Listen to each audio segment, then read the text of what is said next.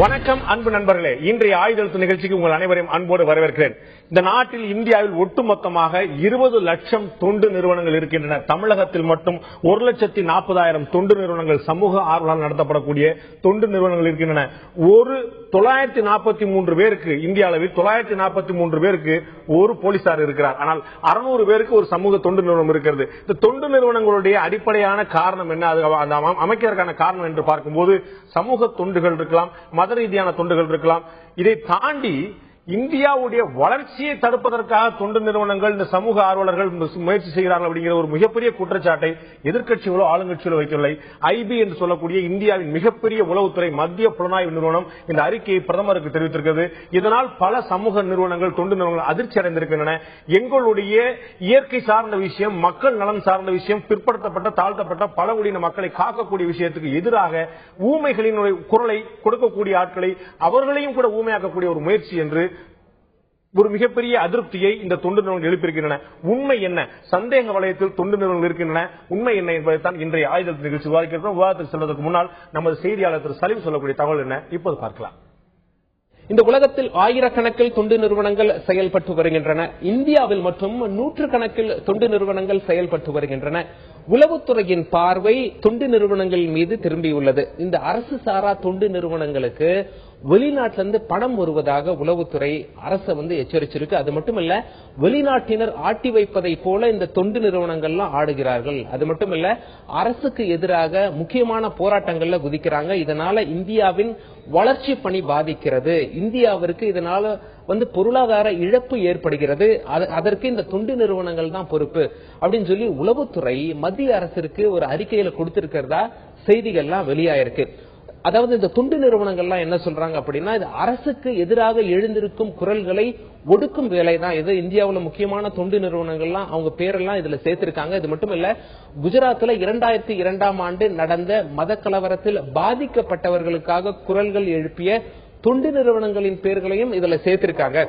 குஜராத்ல வெவ்வேறு வளர்ச்சி பணிகள் வரும் பொழுது மக்களுக்கு ஆதரவாக அரசிற்கு எதிராக குரல் எழுப்பிய தொண்டு நிறுவனங்களின் பெயர்களும் இதில் சேர்க்கப்பட்டிருக்கு.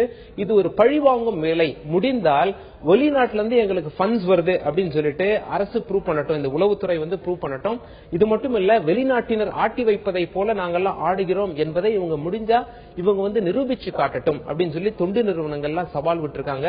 ஒரு சில தொண்டு நிறுவனங்கள் அரசு அணுகி உளவுத்துறை ரிப்போர்ட் கேட்டிருக்காங்க. அரசு கொடுக்கலாம், இல்லைன்னா பாதுகாப்பு கருதி கொடுக்காமலும் போலாம். ஏன்னா இது ஒரு கான்பிடென்ஷியலான ரிப்போர்ட் அப்படின்னு சொல்லியிருக்காங்க. இதனை அடுத்து உளவுத்துறையின் பார்வை தொண்டு நிறுவனங்களின் மீது திரும்பி இருக்கும் இந்த நிலையில் இந்த அரசு சாரா தொண்டு நிறுவனங்கள் குறித்து என்ன முடிவெடுக்க போகிறது அப்படிங்கிற ஒரு கேள்வி எழுந்திருக்கு. நிறைய கேள்விகள் எழுந்திருக்கின்றன. சந்தேக வலயத்தில் தொண்டு நிறுவனங்கள், இதை பற்றி தான் இன்றைய ஆயுதெழுத்து நிகழ்ச்சி நாம் விவாதிக்கிறோம். இந்த விவாதத்தில் நம்முடைய தமிழக பாஜகவுடைய பொதுச் செயலாளர் திருமதி வானதி சீனிவாசன் நம்முடைய இணைந்திருக்கார். அதே போல சிபிஐ ஓய்வு பெற்ற அதிகாரி திரு ரகோத்தமன் அவர்கள் நம்முடைய இணைந்திருக்கார். இவர்கள் மட்டுமல்லாமல் கூடங்குளம் அணு உலைக்கு எதிரான கடுமையான போராட்டத்தை முன்னெடுத்து செல்லக்கூடிய திரு சுப உதயகுமார் இணைந்தவர்கள் நம்முடைய இணைந்து கொண்டிருக்கார். உங்கள் மூணு பேரும் இந்த நிகழ்ச்சிக்கு வரவேற்கிற நண்பர்களே, நான் முதல்ல திரு சுப உதயகுமார் ஆரம்பிக்க விரும்புகிறேன். குற்றச்சாட்டுல நிறைய பேர்கள் நிறுவனங்களுடைய பெயர் மட்டுமல்ல, சில தனிநபர்களுடைய பெயரோட குறிப்பிடப்பட்டிருக்கு. குறிப்பா இந்தியா முழுக்க நிறைய நிறுவனங்கள் சொல்லப்பட்டாலும் தமிழகத்துல எல்லோருடைய பார்வையும், குறிப்பாக மத்திய உளவுத்துறை பார்வை உதயகுமாரன் பக்கம் திரும்பி இருக்கிறது. உங்களுக்கு எவ்வளவு நிதி வந்தது, நீங்கள் எப்படி இயங்குகிறீர்கள் என்று பற்றிலாம் தகவல்கள் அந்த அறிக்கையில் இருப்பதாக கூறப்படுகிறது. உங்களுடைய பதில் என்ன? என்னுடைய பதில், இந்திய அரசும் இந்திய ஆளும் வர்க்கமும் என்ன நினைக்கிறது என்றால், இந்தியாவிலே உள்ள சாதாரண மக்களாகிய மீனவ மக்கள், விவசாயிகள், வர்த்தகர்கள், பெண்கள், இளைஞர்கள், இவர்களுக்கு சிந்திக்கும் திறன் கிடையாது. தங்களுடைய நலன்களை பாதுகாத்துக் கொள்ள அவர்களுக்கு அறிவே கிடையாது. தங்களை பாதிக்கிற ஒரு திட்டம் தங்கள் பகுதியிலே வரும்போது அதை எதிர்த்து நிற்கிற துணிவோ அறிவோ இவர்களுக்கு கிடையாது. இவர்களெல்லாம் மடையர்கள், சுத்தமான முட்டாள்கள். இவர்களை தூண்டிவிடுவதற்கு உதயகுமார் போன்ற சமூக விரோதிகள், தேச துரோகிகள் வந்தாக வேண்டும். இந்த தேச துரோகிகளுக்கு வெளிநாட்டிலிருந்து பணம் வருகிறது. இப்படிப்பட்ட ஒரு கற்பனை மாயையை இவர்கள் மனதிலே, நெஞ்சிலே, இதயத்திலே, எல்லாவற்றுக்கும் மேலாக மூளையிலே சுமந்து கொண்டிருக்கிறார்கள். இது ஒரு தவறான சொல்லப்படாத விஷயம். இதெல்லாம் கேட்கிற போது நீங்கள் உங்களுடைய எண்ணத்தை வெளிப்படுத்துங்களா ஒரு சந்தேகம் கூட வருது. ஏன்னா இது எங்கேயுமே சொல்லப்படல. தேச விரோத நீங்க ஈடுபடுறீங்க. நான் பேசும்போது ஐயா இது யாரு பேசுறீங்கன்னு எனக்கு தெரியல. தயவு செய்து பேசும்போது என்ன பேச விடுங்க. பாண்டே தானே பேசுறீங்க. என்னுடைய கருத்தை சொல்லி முடிக்கிறது விடுங்க, அப்புறம் நீங்க பேசுங்க. உங்களுக்கு சண்டை போடுறதுக்கு நான் வரல. அதனால இந்த மக்களுக்கு என்னோட கோபம் இருக்கிறதுன்னா நம்ம நியாயமான கோபம். நீங்க நிகழ்ச்சிக்கு கூப்பிட்டு உட்கார வச்சுக்கிட்டு நீங்க போய் மறுதளிச்சு பேசிக்கிட்டு நீங்க என்ன அர்த்தம்? என்ன பேச விடுங்க. நிச்சயமா. அதனால இந்த மக்களுக்கு சிந்திக்கும் திறன் கிடையாது. இவர்கள் எல்லாம் சமூக விரோதிகள் இந்த மக்களை அறிவற்றவர்களை வழிநடத்தி கொண்டிருக்கிறார்கள். இவர்களுக்கு வெளிநாட்டிலிருந்து பணம் வருகிறது. இது தவறான அணுகுமுறை. இந்த கூடங்குளம் அணுமின் நிலைய போராட்டத்தை பொறுத்தவரை எங்களுடைய பகுதி மீனவ மக்கள் தான் இந்த போராட்டத்துக்கு உதவி செய்கிறார்கள், நடத்துகிறார்கள் என்பதை நாங்கள் ஒரு பல்லாயிரக்கணக்கான முறை இதை சொல்லிவிட்டோம். மீண்டும் மீண்டும் வெளிநாட்டு பணம் என்று சொல்லும் போது நீங்கள் இருந்திருந்தால் உங்களுக்கும் அந்த கோபம் தெரியும். திரும்ப உங்கள்ட்ட வரேன். 4 வங்கி கணக்குகள் உங்களுடைய நண்பர்களுடைய வங்கி கணக்குகள் முடக்கப்பட்டிருக்கு நீங்க அறிஞ்சிருப்பீங்க நினைக்கிறேன். தொடர்ந்து அதை பற்றி கேள்வி உங்கள்ட்ட முன்வைக்க விரும்புறேன். அதுக்கு முன்னாடி நான் வானதி சீனிவாசன் கேட்க விரும்புறேன். இதுல பாத்தீங்கன்னா ஒரு இயல்பான நான் ஏற்கனவே நிகழ்ச்சி தொகுப்புல சொன்னது மாதிரி தொண்டு நிறுவனங்கள் அவங்க என்ன நோக்கத்துக்காக செய்யறாங்க அப்படிங்கறது பாத்துக்கங்க. வெளிநாட்டுல நிதி வருது, தேச வளர்ச்சிக்கு எதிராக இருக்காங்க, ஓகே எல்லாம் இருந்துட்டு போட்டோம். அவங்க எழுப்பக்கூடிய குரல்கள் எவ்வளவு நியாயமானது. இப்ப உதயகுமார் வச்சுக்கோங்க, அவர் ஒன்னும் புரட்சி பண்ணல, போர் நடத்தல, ஆயுதம் ஏந்தல, கோர்ட்டுக்கு தான் போறார், மக்கள் மன்றத்தில் வைக்கிறார், கலெக்டர் பெட்டிஷன் கொடுக்கிறார், பிரைம் மினிஸ்டர் லெட்டர் எழுதுறார். இதுல என்ன சமூக விரோதம்? அவருடைய நோக்கம் தவறாக இருக்கட்டும், அவருடைய செயல்பாடுல என்ன தப்பு பாத்தீங்க, என்ன தேச விரோதம் பாத்தீங்க, அவருடைய குரலை ஜனநாயக ரீதியில எழுப்புறார். இதுல என்ன குற்றம்? இப்ப இது மாதிரி நாட்கள் வெளிநாட்டு சதியில் இயங்குறாங்க, வெளிநாட்டு பணம் வருது, வந்தா அரசாங்கம் உங்கள்கிட்ட இருக்கு, அரெஸ்ட் பண்ணுங்க, உள்ள வைங்க. அதாவது இதுல இந்த ஒரு வார்த்தையில முடியக்கூடிய பிரச்சனை இல்ல. அது தொண்டு நிறுவனங்கள் அரசாங்கம் அவங்கள ரெஜிஸ்டர் பண்றது, மானிட்டர் பண்றது, இதெல்லாம் ஒரு ஆஸ்பெக்ட். ஆனா ரெண்டாவது குறிப்பாக இந்த ஐபி ரிப்போர்ட்ங்கிறது அவங்க மட்டும் இல்ல. கிட்டத்தட்ட நீங்க மற்ற நாடுகளில் நம்மளோட அமைப்பு இயங்கக்கூடிய அமைப்பு, நேஷனல் செக்யூரிட்டி கவுன்சிலோட செக்ரட்டரியே, இந்த மாதிரி 3 அமைப்புகள் சேர்ந்துதான் கொடுத்திருக்கிற ரிப்போர்ட் அது. அதனால ஒட்டுமொத்தமாகவே அவங்க ஒரு இதுக்கு பின்னாடி இருக்கிற ஒரு ஹிஸ்டரி சேர்த்துதான் சொல்றாங்க. குறிப்பாக வளர்ச்சி திட்டங்கள், வளர்ச்சி எதிலிருந்து கிடைக்குது? பவர், கோல், ஆயில், இந்த மாதிரியான முக்கியமான திட்டங்களை தொண்டு நிறுவனங்கள் என்ற பெயரிலே ஒரு சில அமைப்புகள் சர்வதேச அல்லது வெளிநாடுகளுடைய உதவியோடு அந்த அவர்கள் நினைக்கின்ற திட்டங்களுக்கு உதவியாக இங்கு இருக்கக்கூடிய மக்களை திசை திருப்புகின்ற காரியங்களை செய்கிறார்கள் அப்படிங்கிற ஒரு அவங்களோட இன்டென்ஷனோட தான் சேர்த்து கொண்டு வராங்க. என்னோட கேள்வி ரொம்ப எளிமையான பாருங்க, வெளிநாட்டுல இருந்து நிதி வாங்குறதுக்கு தொண்டு நிறுவனங்களுக்கு சட்டப்பூர்வ உரிமை இருக்கிறதா? இல்ல, தாராளமா இருக்குதா? வரக்கூடிய நிதியை கண்காணிக்கக்கூடிய தகுதியும் திறனும் அதிகாரமும் இருக்குதா? இருக்குது. அப்ப எங்கேயாவது ஒரு கோடியில 100 ரூபாய் சர்வ முறைகேடாக வந்தது, முறைகேட பயன்படுத்தப்பட்டது, புடிச்சு எல்லாரையும் உள்ள வைங்க, தாராளமா வைக்கலாம். நான் என்ன சொல்றேன், சர்க்குலர் இல்ல சர்க்குலர் இது ஒரு ரிப்போர்ட், ஒரு பேசிஸ் தேவைப்படுது. எந்த ஒரு நிதி முறைகேடுகள் இருந்தாலும் அதற்கான ஆதாரங்களை சரியான விஷயத்தோடு தான் நம்ம சொல்ல முடியும். சாதாரணமா ஒரு வங்கி கணக்கு முடக்கினாலோ அல்லது நிதி அந்த நிறுவனத்தை நடத்துகின்ற அந்த அங்கீகாரத்தை ரத்து செய்தாலோ உடனடியாக நீதிமன்றங்களுக்கு செல்லும் போது என்ன ஆதாரம்னு கேட்கும் போது ஆதாரங்களை கொடுக்க வேண்டி இருக்கும். அப்ப நிச்சயமா அறிக்கைகள் ஆதாரமற்ற அறிக்கைகள் இல்ல, இந்த ஆதாரம் இருக்கிறதுனாலதான் இந்த ஐபி ரிப்போர்ட் எல்லாம் சேர்த்து சொல்றாங்க. இந்த மாதிரியான விஷயங்கள் திருநெல்வேலி மாவட்ட காவல்துறை கண்காணிப்பாளருக்கு அனுப்புனா உதயகுமார் நாளை காலையில கைது பண்ணலாம். நீங்க எதுக்கு பிரதமருக்கு அனுப்புறீங்க? இது பிரைம் மினிஸ்டர் ஆபீஸ்க்கே ஒரு உதயகுமார் சொல்ல வந்தீங்க. இல்ல இப்பவே பண்ணலாம், நாளைக்கு காலையில வரைக்கும் குற்றச்சாட்டு தான். ஆதாரம் இல்ல இருக்குன்னு சொல்றனால சொல்றாங்க. ஆதாரம் இருக்கு அப்படின்னு நேரடியா நீங்க செய்யக்கூடிய பிரைம் மினிஸ்டருக்கு அனுப்பக்கூடியது. நீங்க என்ன சொன்னீங்க? ஆதாரம் கேட்பாங்க கோர்ட்ல. பிரைம் மினிஸ்டருக்கு அனுப்பக்கூடிய அறிக்கையை ஆதாரம் இல்லாம அனுப்புறாங்களா? அதனாலதான் சொல்றாங்க ஆதாரத்தோடு அனுப்பி இருக்கிற ரிப்போர்ட் இப்ப வந்திருக்கு. நிச்சயமாக இந்த மாதிரி முறைகேடுகள் இருந்தால் ஏற்கனவே வங்கி கணக்கில் முடக்கப்பட்டிருக்கு. நான் சொல்றேன் 2012 வருடமே பிரதம மந்திரி அலுவலகத்திலிருந்து இந்த ரிப்போர்ட் வந்தது. தமிழ்நாட்டில் இருக்கக்கூடிய என்ஜிஓக்களோட வங்கி கணக்கில் முடக்கப்பட்டிருக்கு. இதை பத்தின அறிக்கை கொடுத்திருக்கு. இதுக்கு முன்னாடி இருந்த மத்திய இணையமைச்சர் திரு நாராயணசாமி அவர்கள் இதை பத்தி ரொம்ப தெளிவா சொல்லி இருக்காரு. அதனால நாராயணசாமி மட்டும் இல்ல, பிரதமரே சொன்ன போது திரு உதயகுமார் அவர்கள் ஒரு ஓபன் சேலஞ்ச் விட்டார். ஆமா, இப்ப நான் சொல்லிட்டு விஷயத்தை அவர் சொன்ன விஷயம் தான். நான் வந்து முறைகேடா வாங்கணும்னு சொன்னீங்கல்ல, நீங்க மேல வழக்கு தொடருங்கன்னு சொன்னார். ஏன் வழக்கு தொடரப்படல? அது வந்து முந்தைய அரசாங்கம் ஏன் தொடரலைங்கிறது அவங்க தான் அதை வந்து நிரூபிக்கணும். ஐபி ரிப்போர்ட் அனுப்பின அரசாங்கம். அதுதான் சொல்றேன். ஐபி சார் இதுக்கு முன்னாடி சொன்னது திரு மன்மோகன் சிங் அவர்கள் இருந்தது அரசாங்கம் அவர்கள்கிட்ட. பிரதமர் மாறி இருக்கலாம், ஐபி தலைவர் மாறல, தலைவர் மாறல. சொல்றேன், இந்த ரிப்போர்ட் வந்திருக்கு. புதிதாக இருக்கக்கூடிய அரசாங்கம் என்பது எந்த மாதிரி முறைகேடுகளுக்கு எந்த அளவுக்கு அவர்களுக்கு காவல்துறைக்கோ அல்லது மற்ற அதிகாரம் பெற்ற அமைப்புகளுக்கு சுதந்திரம் கொடுத்து நடவடிக்கை எடுக்க வைக்கிறாங்க முக்கியமான விஷயம். ரகவத்தம் இன்னொரு விஷயம் கொண்டு போக முடியும். இந்த அறிக்கையில பாத்தீங்கன்னா வந்து சகோதரி சொன்னது போல என்னென்ன மாதிரியான துறைகள்ல முடக்குறாங்க, ஆயில் ஆகட்டும், கோல் ஆகட்டும், இல்லாட்டி அனல் மணி ஆகட்டும், அணுமின் நிலையம் மட்டும் மாதிரிலாம் சொல்றாங்க. Right, okay. இதை தாண்டி இந்த அறிக்கையில பாத்தீங்கன்னா இந்த இயக்கங்கள் எல்லாமே மேதா பட்கர்கள் மற்றும் அந்த பிரபுல் பித்வாரிகள் இவர்களால் இன்ஃபுளுன்ஸ் செய்யப்படுறாங்க. அந்த வார்த்தை பிரயோகம் பாத்தீங்கன்னா பிரபுல் பித்வாரிஸ் அண்ட் மேதா பட்கர்ஸ், இது வந்து ஒரு ஊடகங்கள் ஒரு வேற மாதிரி மற்றவங்க வந்து செய்யக்கூடிய விமர்சனம்.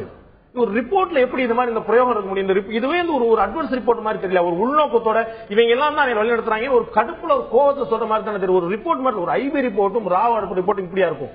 இல்ல, நான் இதுக்கு முன்னாடி சொல்றேன், தொண்டார்வ நிறுவனம் நம்ம இந்தியாவில் ஆகப்பட்டது.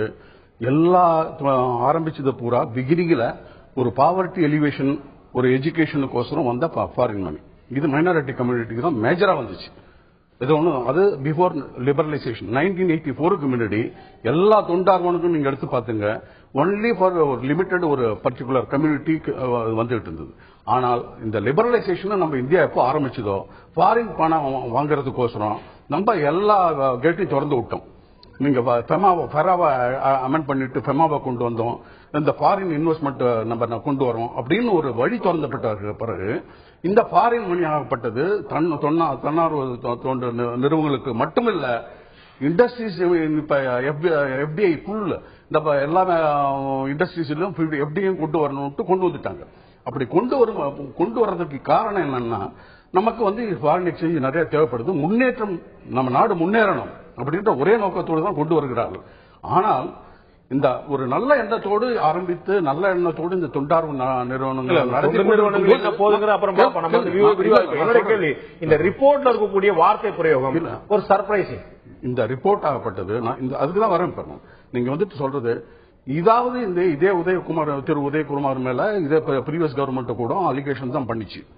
புரியுதுங்க? உதயகுமார் மேல காங்கிரஸ் கட்சி அலிகேஷன் பண்ணலாம், சென்ட்ரல் கவர்மெண்ட் அலிகேஷன் பண்ண வேண்டியது இல்ல. நீங்க சார்ஜ் பண்ணலாம்.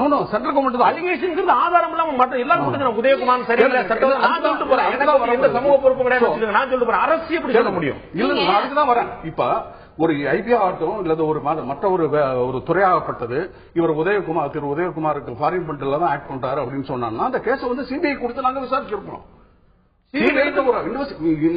ஐபி ஆகப்பட்டது ஒரு இன்ஃபர்மேஷன் தான் கவர்மெண்ட் கொடுக்க முடியும்.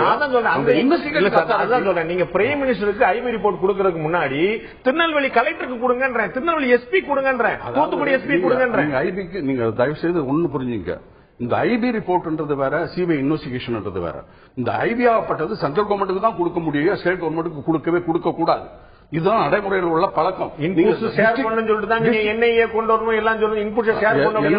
இன்புட் எல்லாம் கவர்மெண்ட் கொடுத்து ministry of home affairs will advise to all the state government. IB will never advise.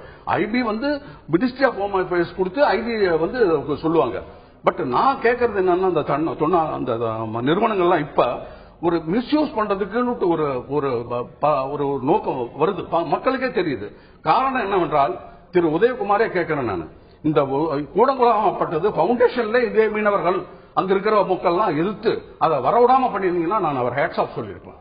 எப்போது பணம் கோடிக்கணக்கான இன்வெஸ்ட் பண்ணிட்டு அதை அவர் அதிருப்தி தெரிவிக்க கூடாது, தெரிவிக்க கூடாது இல்லையா? அப்ப இப்ப தெரிவிக்கிறது இல்ல. அவர் என்ன தெரிவிச்சாரு? எங்கேயாவது குண்டு வச்சாரா, எங்கேயாவது கலவரம் பண்ணாரா? பாருங்க, குண்டு வைக்கிறது நீதிமன்றத்துக்கு போராடுறாரு. நான் சொல்றேன், என்ன தவறு உங்களுக்கு? உண்ணாவிரதம் இருக்கிறாரு. காந்திஜி இதே மாதிரி விஷயங்களை செய்யும் போது நீ வந்து சார் என்ன பண்ணுன்னு சொல்லுவீங்களா? நீங்க நான் கேட்கின்ற ஒரே கேள்விக்கு அவர் பதில் சொல்லட்டும். திரு உதயகுமார் எங்க சந்திர மண்டலத்தில் வந்தாரா அல்லது சூரிய மண்டலத்தில் வந்தாரா?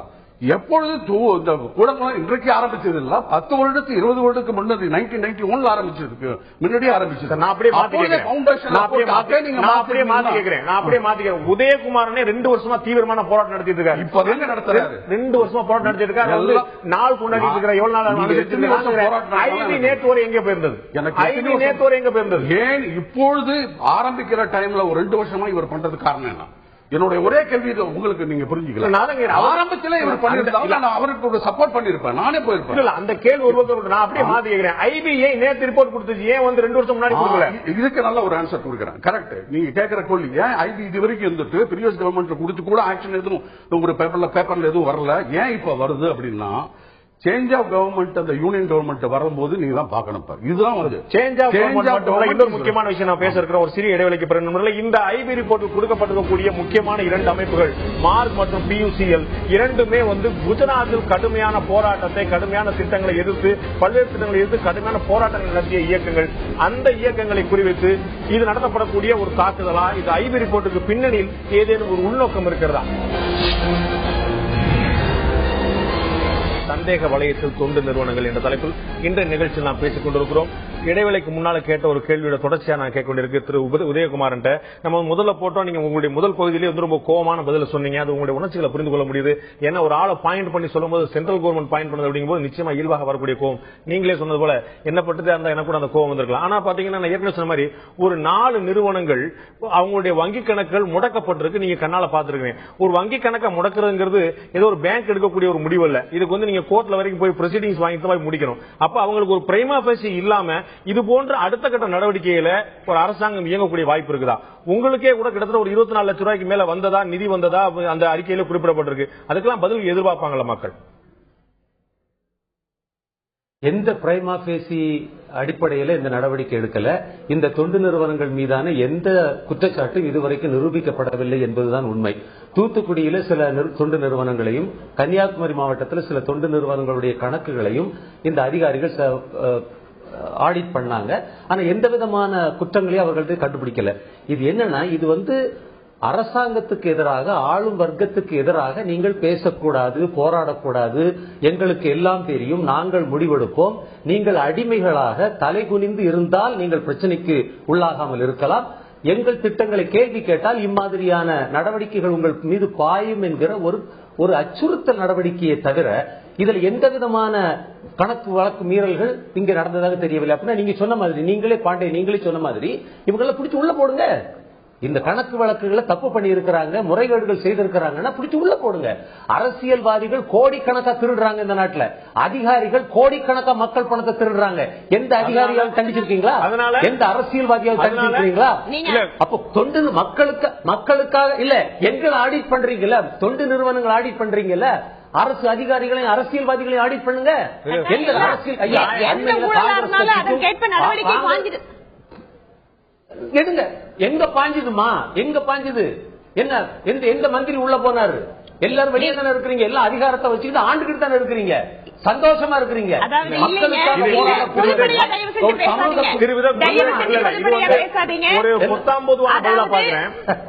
பொதுப்படையா பேசாதீங்க. அதாவது தொண்டு நிறுவனங்கள் முறைகேடாக தங்கள் கிடைக்கின்ற உதவிகளை இந்த நாட்டுக்கு எதிராக, குறிப்பாக தேச ஒற்றுமைக்கு எதிராக பயன்படுத்துகிறார்கள் அப்படிங்கிறது நீண்ட நாட்களாக இருக்கக்கூடிய குற்றச்சாட்டு. நான் வெளிப்படையாவே சொல்றேன், இங்க இருக்கக்கூடிய குறிப்பாக சிறுபான்மை மதத்தை சார்ந்த, குறிப்பாக கிறிஸ்தவ அமைப்புகள் நிறைய NGO-க்களை வச்சுட்டு மத மாற்றத்திற்கு வெளிநாட்டில் இருந்து கிடைக்கக்கூடிய பணத்தை பயன்படுத்துவதாக பரவலான குற்றச்சாட்டு இருக்கிறது. அது மட்டுமல்ல, தமிழகத்தில் இருக்கக்கூடிய நிறைய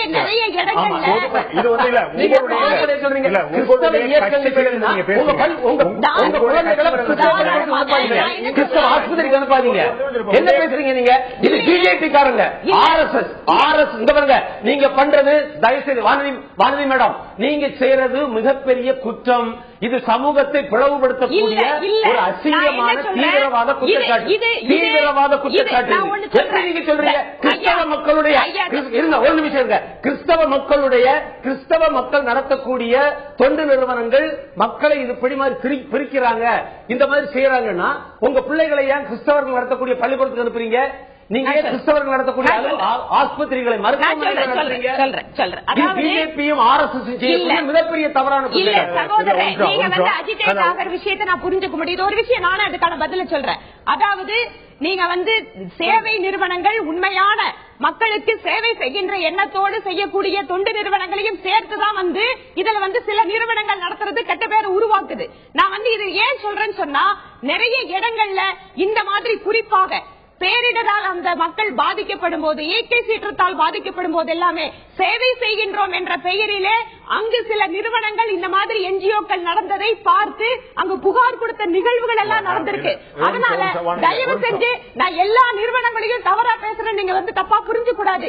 முறைகேடுகள் நடந்து கொண்டிருப்பதாக புகார்கள் வருகிறது, நாம் இதெல்லாம் பார்த்துட்டு இருக்கோம். அதனால சொல்றேன், தொண்டு நிறுவனங்கள் அப்படின்னு பெயர்ல நடந்துட்டாலே அவங்களை யாரும் கேள்வி கேட்கக்கூடாது, எந்த கேள்வியும் இந்த நாட்டுல அதை பத்தி எழுப்பக்கூடாதுன்னு நம்ம நினைக்க கூடாது. இல்ல அது ஒரு பக்கம் இருக்கட்டும். இந்த விவாதம் நான் வர்றேன், உங்கள்ட்ட வர்றேன். இதுல ஒரு விஷயம், இந்த விவாதம் திசை திரும்பதை நான் விரும்பல. ஒரு பக்கம் இது மத ரீதியாக எப்படி போதா அப்படிங்கிற பார்க்க வேண்டியல. நிச்சயமா நீங்க சொல்ற குற்றச்சாட்டு எப்படி அவருக்கு சொன்னீங்களோ அந்த விஷயங்கள் உங்களுக்கும் பொருந்தும். பொத்தாம் ஒரு குற்றச்சாட்டுகள் அரசியல்வாதிகள் எல்லாம் ஊழல் பண்ணிட்டாங்கன்னு சொல்ற மாதிரி தொண்டு நிறுவனங்கள் மதமாற்றம் ஈடுபடுங்கிற ஒரு பொத்தாம் குற்றத்தை நிச்சயமா அனுமதிக்க முடியாது. நீங்க ஸ்பெசிஃபை பண்ணி சொல்லுங்க. அவர் சொல்ற மாதிரி நீங்க சொல்ற மாதிரி சொல்ல போனா RSS இயக்கம் எல்லா கலாமிட்டி பேரிடர் நிலையங்களும் இருந்திருக்கு. அப்ப நீங்க மதமாற்றம் தான் போறீங்களா? ஒரு கேள்வி வராதா? அவங்க கிறிஸ்துவ மிஷனரிகள் ஒரு சுனாமியில போனா சமூக சேவை பண்றீங்களா? தாராளமாக. நான் என்ன சொல்றேன், சமூக சேவை செய்யற அத்தனை நிறுவனங்களையும் வரவேற்கிறோம். ஆனா சமூக சேவை என்ற பெயரிலே இதே மாதிரி விஷயங்களும் நடந்திருக்கிறது புகார் பதிவா இருக்கு. உதயகுமார் பத்தி பேசுறீங்க. பின்னால் நாகப்பட்டினத்துல இந்த மாதிரி நிறைய புகார்கள் பதிவாச்சு. மார்க் பத்தி சொல்லப்பட்டிருக்கு, PUCL பத்தி சொல்லப்பட்டிருக்கு, அம்னஸ்டி பத்தி சொல்லப்பட்டிருக்கு, சுபதேவகுமார் இத பேசுங்க. ஒரு குற்றச்சாட்டு பதிவாயிருக்கு. இதுல என்ன விஷயம் சொல்லுங்க. நீங்க பொத்தாம் கிறிஸ்துவ மிஷனரி அவர் சொல்றது பள்ளிக்கூடம் இதெல்லாம் ஒரு திசை திருப்பக்கூடிய விளையாட்டு. இந்த இஷ்யூக்கே வரலாங்க, இந்த இஷ்யூக்கே வரலாம். மிகப்பெரிய குறிப்பாக மூன்றாம் உலக நாடுகள் என்று சொல்லப்படக்கூடிய நாடுகளில் இருக்கக்கூடிய இயற்கை வளங்களை பயன்படுத்தி, நான் முன்னாடி சொன்ன மாதிரி மின்சாரம் அல்லது ஆயில், நதிநீர் இணைப்புகள், இந்த மாதிரி பல்வேறு விஷயங்களை முடக்குவதற்காக குறிப்பாக அமெரிக்க நாட்டினுடைய அவர்களுடைய உளவு அமைப்புகள் இந்த மாதிரி இருக்கக்கூடிய நாடுகளில் எல்லாமே ஒரு சில அமைப்புகளை கையில் வைத்துக் கொண்டு அங்கு மக்களுக்கான போராட்டம் என்ற பெயரிலே அந்த நாட்டினுடைய வளர்ச்சியை தடுத்து நிறுத்தாக இந்தியா மட்டுமல்ல, இதே மாதிரி மற்ற நாடுகளில் இருந்தும் பெரிய புகார்கள் இருக்கு. அதே இதே மாதிரி அங்க இருக்கிற NGOs மூலமா அந்த மக்களை போராட்டம் என்ற பெயரிலே திசை திருப்பி அந்த நாட்டினுடைய முன்னேற்றத்தை தடுத்து நிறுத்துவதாக மூன்றாம் உலக நாடுகள் இந்த குற்றச்சாட்டு திரும்ப திரும்ப சொல்லிட்டு இருக்காங்க. நீங்க வெனிசுலால இருந்து எடுத்து பாருங்க, மற்ற நாடுகளை பாருங்க, இந்த குற்றச்சாட்டு இருக்கு. அதற்கு தகுந்த மாதிரி இந்த நாட்டில் இருக்கக்கூடிய மிகப்பெரிய ஒரு ப்ராஜெக்ட் எல்லாம் போகும்போது அங்க மக்கள் போராட்டம் என்ற பெயரிலே நாட்டினுடைய வளர்ச்சியை தடுத்து நிறுத்துவதற்காக ஆரம்ப கட்ட விஷயங்கள் இதில் ஏதாவது இருக்குதா அப்படிங்கறதா இந்த ரிப்போர்ட்டோட முக்கியமான விஷயம். இதுல பல விஷயங்கள் சொல்றீங்க. நீ எல்லாருமே வெளிநாடுகள் சொல்றாங்க அப்படிங்கறக்கா இந்தியா சொல்ல முடியுமாங்கிற பாக்கணும். ஏற்கனவே சொன்ன போல வெளிநாட்டு நிதி உதவியோடு ஒரு பயங்கரவாத சம்பவம் நடக்குன்னா நீங்க நிச்சயமா கவலைப்படலாம். வெளிநாட்டு நிதி உதவியோடு ஒரு போராட்டம் நடக்குன்னு அது என்ன தவறு? போராட்டம் நடக்குது, மக்கள் போராட்டமா இருக்குது. இங்க கன்வின்ஸ் ஆகாம யாரும் செய்ய முடியாது. இந்த கரை மக்கள் அவர் கூட நிக்கிறாங்கன்னா அவங்க கூட மக்கள் எல்லாருமே காசு வாங்கி இருக்கட்டும், எல்லாருமே அமெரிக்காவுக்கு ஆதரவா போட்டும், ஆனா அவங்க சாத்வீகமான முறையில நீதிமன்றத்தை அணுகி போராட்டம். இது என்ன குற்றம்? அதுக்கு பண்டு நீங்க கொடுத்தா என்ன, நான் கொடுத்தாலும் அமெரிக்கா கொடுத்தாங்க. என்ன சொல்றேன், இதுல ரெண்டு விஷயம் பார்க்கணும். ஒன்று, நீதிமன்றத்தினுடைய தீர்ப்பிற்கு கட்டுப்படுவதாக முடிவெடுத்துட்டாச்சுன்னு சொன்னா அந்த மக்கள் ஏதாவது ஒரு இடத்துல கட்டுப்படணும். ஒரு மிகப்பெரிய எக்ஸ்பர்ட் கமிட்டி ஒப்பீனியன் கொடுக்கிற விஷயத்த ஒத்துக்கிற மாதிரி இருந்துச்சுனாலும் பரவாயில்ல. ஆனா நாங்க நினைக்கிறது மட்டும்தான் நடத்தியாகணும் அப்படின்னு சொல்லும் போது இந்த நாட்டினுடைய வளர்ச்சி அப்படின்னு பார்க்கும்போது நான் முன்னாடியே சொன்ன மாதிரி சாதாரணமா ஒரு பாலம் கட்டுறதுன்னு சொன்னா கூட ஒரு நிலத்தை எடுத்துதான் கட்ட வேண்டியதா இருக்கு. நீங்க ரோடு மிகப்பெரிய சாலை நம்ம போகணும்னு நினைக்கிறோம், போக்குவரத்து சிக்கல் இல்லாத ஒரு பெரிய சாலை வேணும்னு நினைக்கிறோம். ஆனா அந்த சாலைக்கு நிலத்தை எடுக்கும் போது ரெண்டு பகுதி மக்களும் பாதிக்கப்படத்தான் செய்யறாங்க. நீங்க ஏழைகளுக்கு வீடு கட்டி கொடுக்கறதுக்காக ஒரு நிலத்தை எடுத்தா கூட ஒரு 10 ஏழைகளோட நிலம் பாதிக்கப்படுது. அப்போ வளர்ச்சி ஒரு பக்கம், பாதிக்கப்படக்கூடிய மக்கள் ஒரு பக்கங்கிற இந்த ரெண்டையும் பேலன்ஸ் பண்ணிட்டு போறதுல தான் ஒரு அரசாங்கத்தினுடைய முடிவுகள் இருக்கு. பல்வேறு விஷயங்கள் எடுத்துக்கலாம். நிலக்கரி சுரங்கங்கள், ஆனால் அங்க இருக்கக்கூடிய பழங்குடி மக்களுடைய வாழ்க்கை ஆதாரம். நீங்க வந்து ஒரு தரப்ப சொல்றீங்க, அதாவது அரசுடைய தரப்பு. நீங்க ஆளுங்கட்சியா இருக்கனால அரசு தரப்பு சொல்றீங்க, அவங்களுடைய தரப்ப சொல்றாங்க. நீங்க வாதாடுற மாதிரி அவங்களும் வாதாடுறாங்க. நீங்க நீதிமன்றம் போறோம், அவங்க இந்த குற்றச்சாட்டு வந்து தேச துரோக குற்றச்சாட்டு சொல்றீங்க. வெளிநாட்டுக்கு ஆதரவா செயல்படுறாங்க, நாட்டோட வளர்ச்சியை தடுக்கிறாங்க சொல்றீங்க. இந்த தேச துரோக குற்றச்சாட்டு உங்களோட ஆதாரம் இருக்கா? இருந்தா நீங்க அடுத்த நடவடிக்கை போக மாட்டீங்க. இதுதான் கேள்வி. வானதி பேசுறாங்க, அது சீனாவுடைய பின்னணி வந்து பேசுறாங்கன்னா எவ்வளவு இழிவா நீங்க யோசிப்பீங்க, எவ்வளவு அவமானமா நீங்க ஃபீல் பண்ணுவீங்க. அதுதான் உதயகுமார் மேல இருக்கு. நிச்சயமாக இந்த மாதிரி என்ஜிஓஸ் இவங்க குறிப்பிட்டு சொல்லி இருக்கிற விஷயங்கள் ஆதாரம் இருக்கின்ற பகுதியில் மிக கடுமையான நடவடிக்கை எடுப்பதற்கு இந்த அரசாங்கம் நிச்சயமாக வந்து அவர்கள் அந்த வேலையை செய்வார்கள். இதுல ஏன் வந்து இவ்வளவு தூரம் வந்து இந்த ஐபி ரிப்போர்ட்ல வந்து ரொம்ப சீரியஸான விஷயமா பாக்குறீங்க? நீங்க சொல்றீங்க குண்டு வச்சாங்களா, துப்பாக்கி எடுத்தாங்களா, ஆயுத புரட்சி பண்ணாங்களான்னு கேக்குறீங்க. நம்ம நாட்டுல தேச துரோகம் அப்படிங்கறதுல கையில எடுக்கிற ஆயுதம் பிசிக்கலா அப்படிங்கறது மட்டும் இல்ல, நம்ம நாட்டோட கரன்சியை வந்து வெளிநாட்டுக்காரங்க அச்சடிச்சு கொடுக்கிற கரன்சிங்க விநியோகம் பண்றது, இன்டெலக்சுவலா சில விஷயங்களை வந்து செஞ்சு கொடுக்கிறது, தேசத்திற்கு எதிராக சிந்தனை செய்யறது முதல் கொண்டு குற்றத்துல தான் வருது. அதனால பிசிக்கலா துப்பாக்கியோ குண்டு இது மட்டும் தேச துரோகம் கிடையாது. இந்த நாட்டினுடைய ஒட்டுமொத்த வளர்ச்சி, இந்த வளர்ச்சிக்கு எதிராக யாரோ ஒரு பின்னணியில் இருந்து இயக்கக்கூடிய நபர்களாகட்டும் நிறுவனங்களாகட்டும் அது எல்லாமே தேச துரோகம் பண்றதா. வளர்ச்சிக்கு எதிராக எது இருந்தாலும் அது தேச துரோகம் தான் அப்படிங்கிறது பாஜகவுடைய பார்வையாக மத்திய அரசுடைய குரலாக அது ஒலிக்கிறது. திரு வைகோ அவர்கள், இவருடைய கூட்டணி இருக்கக்கூடிய திரு வைகோ அவர்கள் தூத்துக்குடி ஸ்டெர்லைட் ஆலைக்கு எதிராக கடுமையான போராட்டத்தை நடத்தி நீதிமன்றங்கள் படியேறி அந்த ஆலையை மூட வைத்திருக்கார். அவருடைய செயலும் தேச துரோகமா, வளர்ச்சிக்கு எதிரானதா? நான் திரு சுப உதயகுமார் கேட்க விரும்புறேன். ஐபியுடைய ரிப்போர்ட்ல அமெரிக்காவுக்கு நீங்கள் 15 நாட்களுக்கு ஒரு முறை அறிக்கை அனுப்பி கொண்டிருக்கிறீர்கள், இதற்காக உங்களுக்கு நிதி வழங்கப்பட்டது என்று குற்றம் சாட்டப்படுகிறது.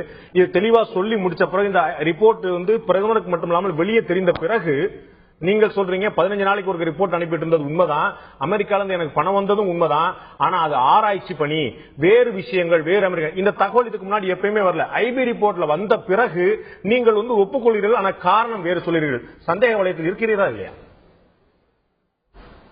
இல்ல, அதாவது 2006ஆம் ஆண்டு முதல் கொலம்பஸ் ஒஹாயோ என்கிற ஊரிலே உள்ள ஒஹாயோ ஸ்டேட் யூனிவர்சிட்டி என்கிற பல்கலைக்கழகத்தில் உள்ள Kirwan institute for the study of race and ethnicity என்கிற ஆய்வு நிறுவனத்தில் ரிசர்ச் ஃபெல்லோவாக நான் வேலை செய்திருக்கிறேன். கான்ட்ராக்ட் கையெழுத்து போட்டு அந்த நிறுவனத்திலே நான் வேலை செய்தேன்.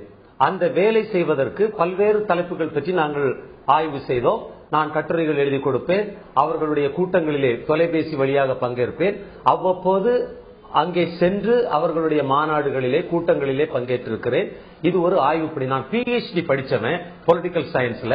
நான் அமெரிக்கால மட்டுமில்ல பல நாடுகள்ல வேலை செய்திருக்கிறேன். அந்த ஆய்வு சம்பந்தமான வேலைகளைத்தான் நான் செய்தேனே தவிர இந்தியாவை பற்றியோ இந்தியாவில் உள்ள அணுசக்தி திட்டங்களை பற்றியோ இந்தியாவினுடைய வளர்ச்சி பற்றியோ எந்த ஆய்வு பணியும் நாங்கள் செய்யவில்லை. நான் இது பற்றி யாருக்கும் எந்த தகவலும் கொடுக்கவும் இல்லை. கூடங்குளம் அணுமின் நிலையத்துக்கு எதிராக இப்போது போராட்டம் நடத்தப்படுவதால் உடனடியாக என்னை எப்படி குற்றம் சாட்டுவது, மக்கள் என் மீது வைத்திருக்கிற நம்பிக்கையை மரியாதையை எப்படி தகர்ப்பது என்ற அடிப்படையிலே தான் இந்த நடவடிக்கை எடுக்கப்படுகிறது. நான் ஒரு கேள்வி கேட்கிறேன்.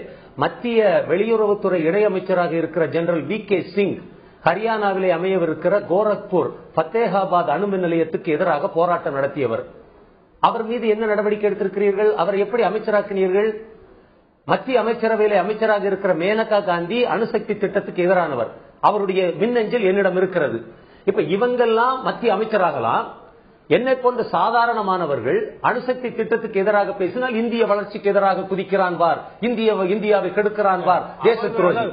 கருத்து சொல்வதற்கு எதிரான பார்வை இல்ல. வெளிநாட்டிலிருந்து நிதி வருகிறது, அவர்களுடைய உள்நோக்கத்திற்காக வளர்ச்சி திட்டங்கள் முடக்கப்படுகின்றன.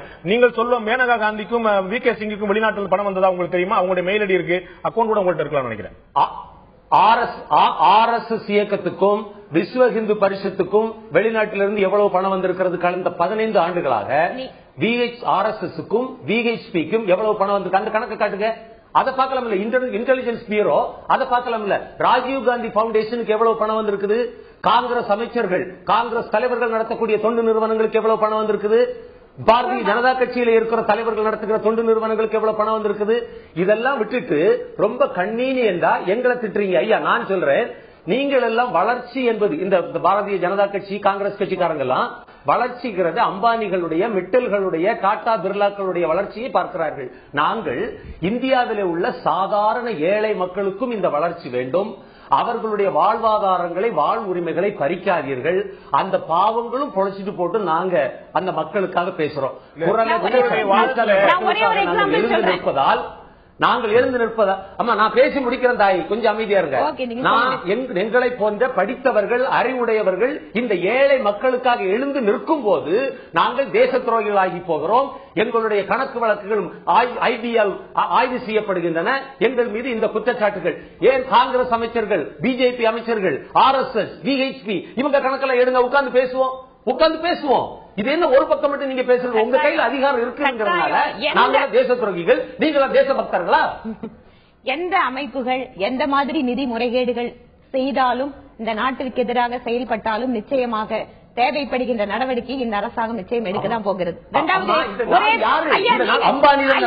ஐயா நீங்க பேசும்போது நான் அமைதியா தான் இருந்தேன், தயவு செஞ்சு என்னையும் பேச விடுங்க. ஒரே ஒரு எக்ஸாம்பிள் மட்டும் சொல்றேன். அதாவது நீங்க பாதிக்கப்படக்கூடிய மக்களுக்கு, குரல் இல்லாத ஏழைகளுக்கு நாங்க போராடுறோம். ஆனா போராடக்கூடிய நாங்கள் படித்தவர்கள், அறிவுஜீவிகள் அதிகமாக நாங்க படிச்சிருக்கோம், வெளிநாட்டுல எல்லாம் போயிருக்கோம், முன்னின்று போராட்டத்தை நடத்துகிறவர்கள். இல்ல நீங்க அப்படிதான் சொல்றீங்க. நாங்க படித்தவர்கள் இந்த மக்களுக்காக குரல் நீங்க டாக்டரேட் பண்ணிருக்கீங்க, நான் உங்களை மதிக்கிறேன். உங்களுடைய அறிவுக்கு உங்களுடைய ஐயா நாங்க சொல்றது கேளுங்க. அதாவது நீங்க உண்மையாகவே இந்த மாதிரியான சாதாரண மக்களுடைய போராட்டங்களை முன்னெடுத்த, எந்த விதமான பின்னணியும் இல்லாத, படிப்பறிவே இல்லாத எத்தனையோ மிகப்பெரிய தலைவர்களை இந்த நாடு பார்த்திருக்கு. நீங்க காந்தியடிகளோட போராட்டத்தை சொன்னீங்க. காந்தியடிகள் ஒரு என்ஜிஓ இல்ல வேற நாடுகள்ல இருந்து உதவி பெற்றோ அல்லது நீங்க சொன்ன மாதிரி குறைஞ்சபட்சம் அவர் ஆப்பிரிக்காவில வக்கீலா வேலை பார்த்தாரு. அந்த நாட்டுக்கு வேற ஏதோ விஷயத்தெல்லாம் இங்க சொல்றதுக்காக இல்ல. மக்களுடைய மிகப்பெரிய போராட்டங்களை சாதாரண மக்கள் கூட முன்னெடுத்திருக்கிறார்கள். அதில் அவர்கள் வெற்றி பெற்றிருக்கிறார்கள். இந்த பிரச்சனை எங்க வருதுன்னு கேட்டா, இன்ட்ரெஸ்டட் பர்சன்ஸ் அப்படின்னு ஒரு சந்தேக வளையத்திற்குள் அரசாங்கம் கருதுகிறது. அதற்காக ஒரு ரிப்போர்ட் தயார் பண்றாங்க. அதில் சில ஆதாரங்களை வைத்திருக்கும் போது நீங்க பொதுவாக மக்கள் போராட்டங்கள், மக்கள் தலைவர்கள் அப்படின்னு பொதுப்படுத்தி பேச முடியாது. ஒரு சந்தேக பார்வை உங்கள் மீது இருக்கிறது, ஒரு குற்றச்சாட்டு எழுகிறது. அப்படிங்கிற போது அதனுடைய பின்னணியை முழுமையாக தெரிந்து கொள்வதற்கு உங்களை சார்ந்து இருக்கிற மக்களுக்கே உரிமை இருக்கிறது. அதனால ஒட்டுமொத்தமாக காங்கிரஸ் கேட்டையா, பிஜேபி கேட்டையா, அவங்க கோடிக்கணக்கில் அடிக்கிறாங்க, என்ன மட்டும் ஏன் கேட்கிறாங்கிற ஒரு வாதம் சரியானதல்ல. யாரு மேல குற்றச்சாட்டு இருந்தாலும் அதை தெளிவாக்க வேண்டியது சம்பந்தப்பட்ட நபர்களுடைய கடமை. சகோதரர் இங்க கேட்ட மாதிரி 15 நாளைக்கு ஒரு ரிப்போர்ட் அமைச்சிருக்கீங்க, பணம் வாங்கியிருக்கீங்க, உங்க அக்கௌண்ட்டுக்கு பணம் வருது, இந்த மாதிரி விஷயங்களை இப்ப நீங்க ஒப்புக்கும் போது அதில் செயல்படக்கூடிய தன்மை என்ன? அதில் சம்பந்தப்பட்ட நபர்கள் போராட்டங்களில் தலைமையேற்கும் பொழுது அப்ப அவர்களுடைய கருத்துக்கள், அவர்களுடைய செயல்பாடுகள் தீவிரமாக அலசப்படுவதுங்கிறது ரொம்ப நேச்சுரல். இதை எப்படி நாம கோவப்பட முடியும்? நீங்க என்ன விஷயங்கள் இருக்கோ, நீங்க ஒரு தனி மனிதருடைய போராட்டம் அப்படிங்கிறது இல்ல. ஒரு மக்கள் போராட்டம் நடத்தும் போது அதை வழிநடத்துகின்ற நபருடைய பின்னணி என்பது மிக மிக முக்கியமானது. நீங்க மத்திய அமைச்சரவை பத்தி பேசுறீங்க, அரசாங்கத்தினுடைய காவல்துறையில போடுறதுக்கே கூட இவருடைய பின்னணியை பத்தி நாம விசாரிக்கிறோமா இல்லையா? அப்போ இந்த மாதிரியான குற்றச்சாட்டுகள் அவர் என்னோட பின்னணி விசாரிக்காதீங்கன்னு சொல்லலையே, விசாரிங்க. அவர் போராட்டம் 2 வருஷமா நடத்திட்டு இருக்காரு. இதுக்கு முன்னாடி பல முறை அமெரிக்கா போயிருக்காரு, பல முறை ஜெர்மன் போயிருக்காரு, பல நாடுகள் போயிருக்காரு.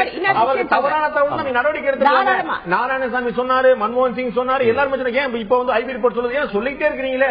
ஏன் உங்களுக்கு ஆதாரம் இருந்துச்சுன்னா கோர்ட்ல நிரூபிக்கக்கூடிய ஆதாரம் அடுத்த பேருக்கலாமே. நிரூபிக்கக்கூடிய ஆதாரமா வெறும் ஒரு அறிக்கை புத்தரிக்கை மாதிரி இது பிக் நோட்டீஸ் மாதிரி விஷயம் இல்ல. நான் ரகோத்தமன்ட்ட கேட்க விரும்புறேன். இதுல ஒரு அறிக்கையில பாத்தீங்கன்னா இன்னொரு ஆச்சரியமான விஷயம், ஏற்கனவே சொன்ன மாதிரி எப்படி மேதா பக்தர்கள், பித்வாய்கள் போன்றவர்களுடைய வழிநடத்தல போறாங்கன்னு சொல்ல மாதிரி இன்னொரு பாயிண்ட் சொல்றாங்க. இந்த மாதிரியான ஆட்களுடைய செயல்பாடுனால 2-3% ஜிடிபி குறைஞ்சு வச்சான். ஐபில எப்போ பொருளாதார வல்லுநர்கள் வந்தாங்க, இது எப்படி கால்குலேஷன் பண்ணாங்க? 7 திட்டம் முடங்கிருச்சு, அதனால 4 திட்டம் 4 கோடி ரூபாய் போயிருச்சு, இதனால 500 வளர்ச்சி திட்டங்கள் முடங்கி போச்சு, இத்தனை ஜிடிபி குறைஞ்சு வச்சு. இந்த கணக்கீடுகள் எப்படி நடக்குது? இது நீங்க ஒரு ஐபில இல்லாட்டா நீங்க சிபில இருந்த மாதிரி ஒரு ரிப்போர்ட் நீங்க எப்படி அனுப்புங்க? ஃபேக்ட்ஸ் ஃபைண்டிங் நீங்க அனுப்பணும். இதுக்கு ஆதாரம் இருக்கு, இதுக்கு ஆதாரம் இல்ல. இது யூகம் மாதிரில இருக்குது. 3% ஜிடிபி குறைஞ்சிருக்குங்கிறத இவங்க எப்படி சொல்ல முடியும்? இன்றைக்கு நம்ம பேசக்கூடிய தலைப்புக்கு மூல காரணமே என்ன அப்படின்றத நீங்க கிரியேட் பண்றீங்க. அதுதான் உங்களுடைய கேள்வியாகப்பட்டது, ஒரு ஆதாரமாகப்பட்டது, ஒரு ஐடியாகப்பட்டது. ஜிடிபி குரோத்தை பத்தி பேச வேண்டிய அவசியம் கிடையாது. இன்னும் எவிடன்ஸ் இருந்தாலோ, அது சாட்சிகள் இருந்தாலோ, அது ஆதாரங்கள் இருந்தாலோ, இவர் மிஸ்யூஸ் கொண்டாரு அப்படின்னு சொன்னா சட்டப்படி நடவடிக்கை எடுக்க வேண்டும் தான் அவர் சொல்ல வேண்டிய அதிகாரம் இருக்கிறது.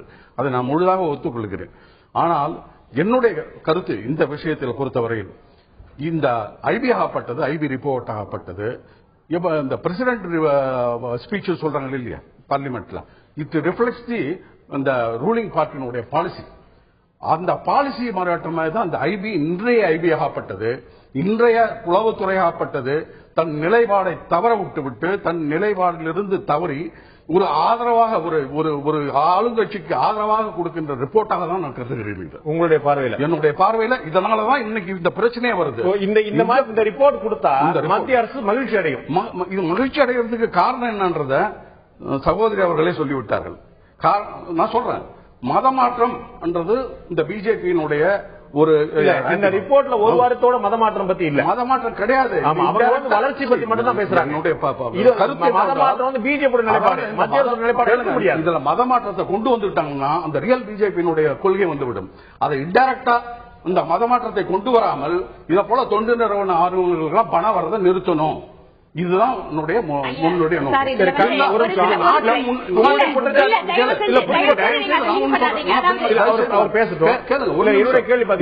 நாலு அக்கௌண்ட் வந்து கூடங்குளத்துல கவரேஜ் சகோதரர் சொன்ன மாதிரி கன்னியாகுமரியிலும் திருநெல்வேலியும் முடக்கி இருக்காங்க, தூத்துக்குடியிலும் முடக்கி இருக்காங்கன்னு. அவங்க 4 பேரும் காங்கிரஸ் அரசாங்கத்துக்கு அவங்க மதமாற்றத்துக்கு ஆதரவா பண்ணாங்களா? அதுக்கு வந்து ஏதாவது பிஜேபியோட அங்க பங்களிப்பு வந்துச்சா? போன முறை இருந்தவங்க சோனியா காந்தியும் மன்மோகன் சிங் இந்துத்துவாக்கு ஆதரவானவங்களா? இப்போது நீங்க கேட்கிற கேள்விக்கும் அதுக்கும் சம்பந்தம் கிடையாது. நான் சொல்றேன், இல்ல இல்ல, இதே காங்கிரஸ் ஆகப்பட்டது இவர் மேல பல குற்றங்கள் மதமாற்றம்லாம் நான் இது பண்ணல. அந்த காங்கிரஸ் அந்த பழைய யூபிஏ கவர்மெண்ட் ஆகப்பட்டது எந்த விதமான ஐடி ரிப்போர்ட்டையும் வச்சுட்டு பேசல. ரெண்டாவதாக நான் சொல்றேன் கேளுங்க, அந்த அப்படியே வச்சிருந்தாலும் சிபிஐக்கு கொடுத்து விசாரணை பண்ணிருக்கலாம். ஆனால் அதை பண்ண விடாமல் பண்ணிவிட்டு இப்பொழுது ஒரு ஐபி ஆகப்பட்டது, ஒரு உளவுத்துறை ஆகப்பட்டது, ஒரு இந்தியன் உளவுத்துறை, அப்படி எவ்வளவோ வேலை இருக்குது, எதை பற்றியோ எல்லாத்தையும் சொல்ல விட்டுவிட்டு திடீரென்று இந்த தன்னார்வ தொண்டர்கள் ஒரு புரட்சிக்காரர்களா, நாட்டிற்கு எதிரானவர்களா அப்படின்ற ஒரு தோற்றத்தை இன்றைக்கு நம்ம பேசிக் கொண்டிருக்கிறோமே, அதற்கு விதை விளைத்தவர்களே இந்த இன்டெலிஜென்ஸ் பியூரோ ரிப்போர்ட். ஆகவே இந்த ரிப்போர்ட் ஆகப்பட்டது ஏன் இந்த டைமில் வந்து ரொம்ப பப்ளிசிட்டி கொடுத்து வர வேண்டியது, இது வந்து வர வேண்டியது காரணம் என்ன? ஆகவே அதாவது ஆளுங்கட்சி வரலாம், ஆனால் அரசாங்க ஒரு அமைப்பானது உடனே வந்து ஒரு கருத்தை மாற்றி சொல்லக்கூடிய, இதை நான் பர்சனலாவே சொல்லுவேன், என்னோட எக்ஸ்பீரியன்ஸ் சொல்லுவேன். எந்த ஐபி ஆகப்பட்டதும் நான் ஒரு ஐபி ஃபார்மர் டைரக்டர் மேலே நான் அக்யூஸ் பண்ணியிருக்கிறேன். ராஜீவ்காந்தி கேஸ்ல ஒரு முக்கியமான ஆதாரங்களை அழித்து விட்டார் அப்படின்னு சொல்றேன். அதை பற்றி எந்த விதமான அந்த யூபிஏ கவர்மெண்ட் எந்த விதமான நடவடிக்கை எடுக்கவில்லை. ஆதாரங்கள் யார் கொடுத்தது? ஒரு ஜஸ்டிஸ் வர்மா கமிஷன் என்கொயரி கொடுத்த ஆதாரத்தை வைத்துக் கொண்டு எந்த விதமான ஆதாரங்கள் இல்லாமல் அந்த கேஸை முடித்து விட்டார்கள் என்று நான் வெளிப்படையாக ஏதோ மத கலவரம் நடந்து ஏதோ பிரச்சனை நடந்த நேரத்தில் விடுறாங்கன்னா ஒரு மத நோக்கம் போசலாம். ஒரு அரசாங்கம் வரும்போது ஒரு ப்ராக்ரஸ் ரிப்போர்ட் என்ன நடக்குது அப்படிங்கிற கொடுக்கக்கூடிய விஷயம் ஐபி கொடுக்கிற ராணுவ அதிகாரி வந்து பாப்பாங்க, தலைமை நீதி வந்து பாப்பாரு, அவங்க வந்து ஒரு என்ன நிலைமை இருக்கு என்ன ஸ்டேட்டஸ் சொல்லுவாங்க. இந்த ஐபி ஆகப்பட்டது இப்பொழுது கொடுத்த ரிப்போர்ட் ஆகப்பட்டது ஒரு புதுசு அல்ல. அவரே சொல்றார், திரு உதயகுமாரே சொல்றார், இந்த தொண்டார்வ நிறுவனங்கள்லாம் இன்னைக்கு எப்பொழுது 10 வருஷமா போராடிட்டு இருக்கும் போதே அவங்க போராடிட்டு இருக்காங்க, பணம் வருதுன்னு எல்லாம் பண்ணிட்டு இருக்காங்க. பட் இப்பொழுது பூதகரமாகப்பட்டது ஏன் இந்த ஐபி ரிப்போர்ட், ஏன் இதுக்கு முக்கியத்துவம் கொடுத்து எல்லா இதுவும் ஊடகங்களும் பேச வேண்டிய அவசியம் என்ன?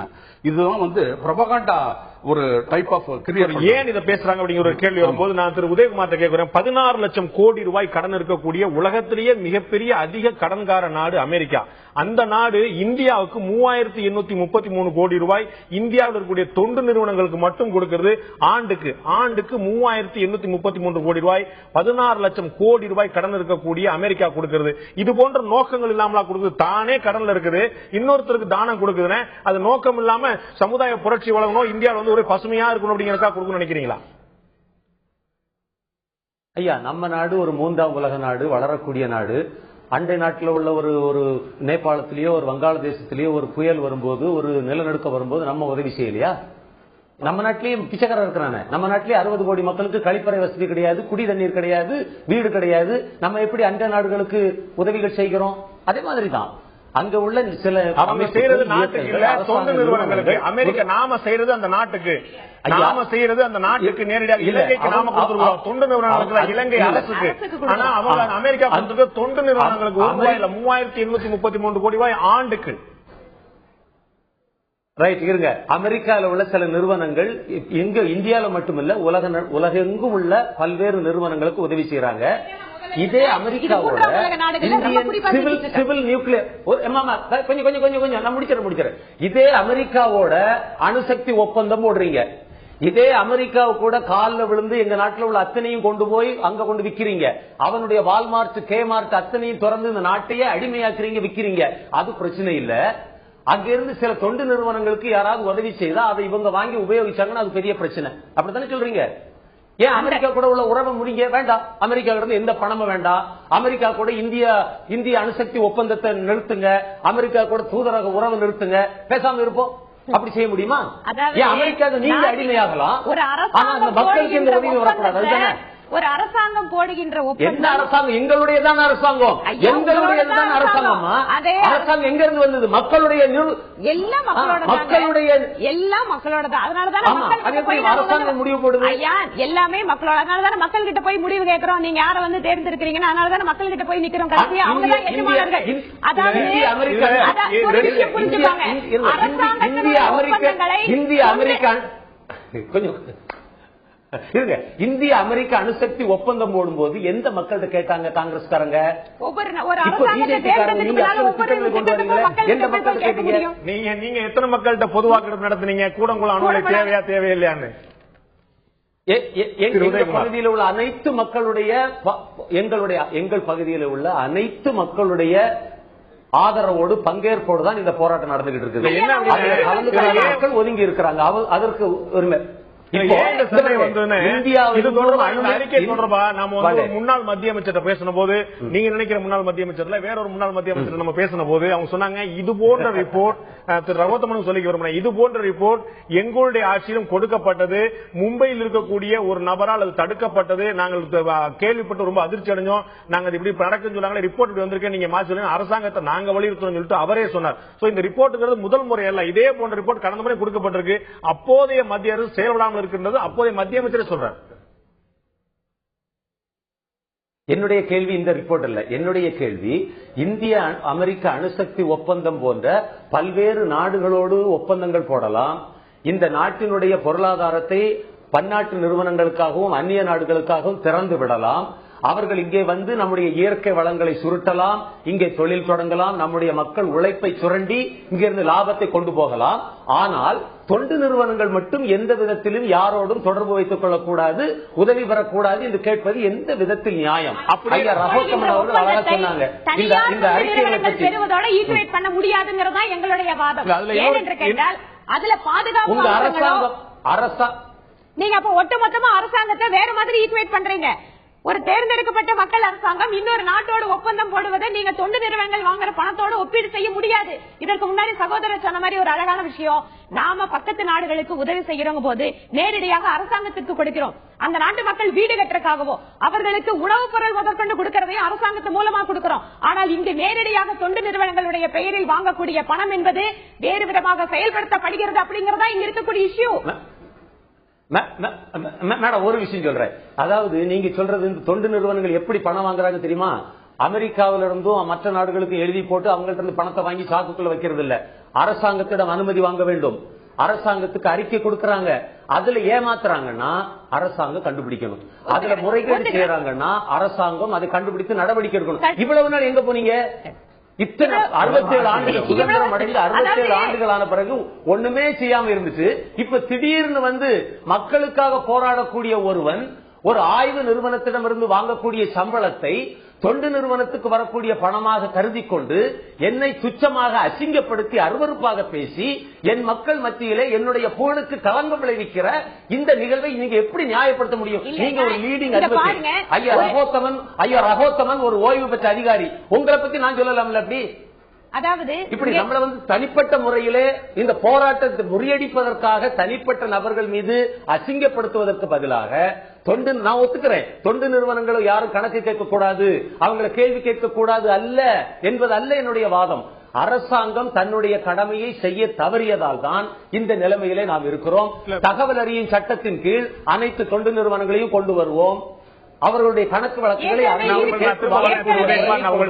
நான் உங்களோட வானதிட்ட கேட்க ஒரு முறை. இதுல வந்து 2 விஷயம் நான் ஏற்கனவே சொன்னேன். ஒன்று வந்து திரு வைகோ கடுமையான போராட்டம் காரணமாக ஸ்டெர்லைட் ஆலையை மூட வைத்தவர். அவருடைய நீண்ட நாள் போராட்டம், 15 ஆண்டுக்கு மேற்பட்ட போராட்டம் எல்லோருக்கும் தெரிந்தது. அதே போன்ற இன்னொரு போராட்டத்தை நடத்தி கொண்டிருக்கிறார் உதயகுமார். அந்த போராட்டத்தில் உதயகுமார் வெற்றி பெறவில்லை, ஆனால் வைகோ வெற்றி பெற்றுவிட்டார். வைகோ உங்களுடைய கூட்டணியில் இருக்கிறார். இன்றைய முதல் கூட்டணி அல்ல, நீண்ட நாள் நண்பரும் கூட. 10 வருஷத்துக்கு முன்னாடி அதுதான் சொல்றேன். அவருக்கு இது போன்ற உள்நோக்கம் கற்பிக்க போறீங்களா? அதுதான் சொல்றேன். அவர் வளர்ச்சி அங்க ஸ்டெர்லைட் ஆலை இருந்தனால வளர்ச்சி கிடையாதா? அந்த ஊர் மக்களுக்கு வேலை வாய்ப்பு கிடையாதா? அது வளர்ச்சியை முடக்கக்கூடிய வேலை இல்லையா? இதுல நான் ஒரு விஷயம் சொல்றேன். வழக்கமாக ஒரு அரசாங்கம் முன்னெடுக்கக்கூடிய திட்டங்கள் என்பது சுற்றுப்புற சூழல் கவனித்து, அங்க இருக்கக்கூடிய மக்களுடைய வாழ்வாதாரத்தை கவனித்து, இன்னொன்று பாதிக்கப்படக்கூடிய மக்களுடைய மாற்று வாழ்க்கை வழிகளை கண்டறிந்து, இந்த மாதிரி பல்வேறு விஷயங்கள் எல்லா இடத்துலயும் இருக்கும்.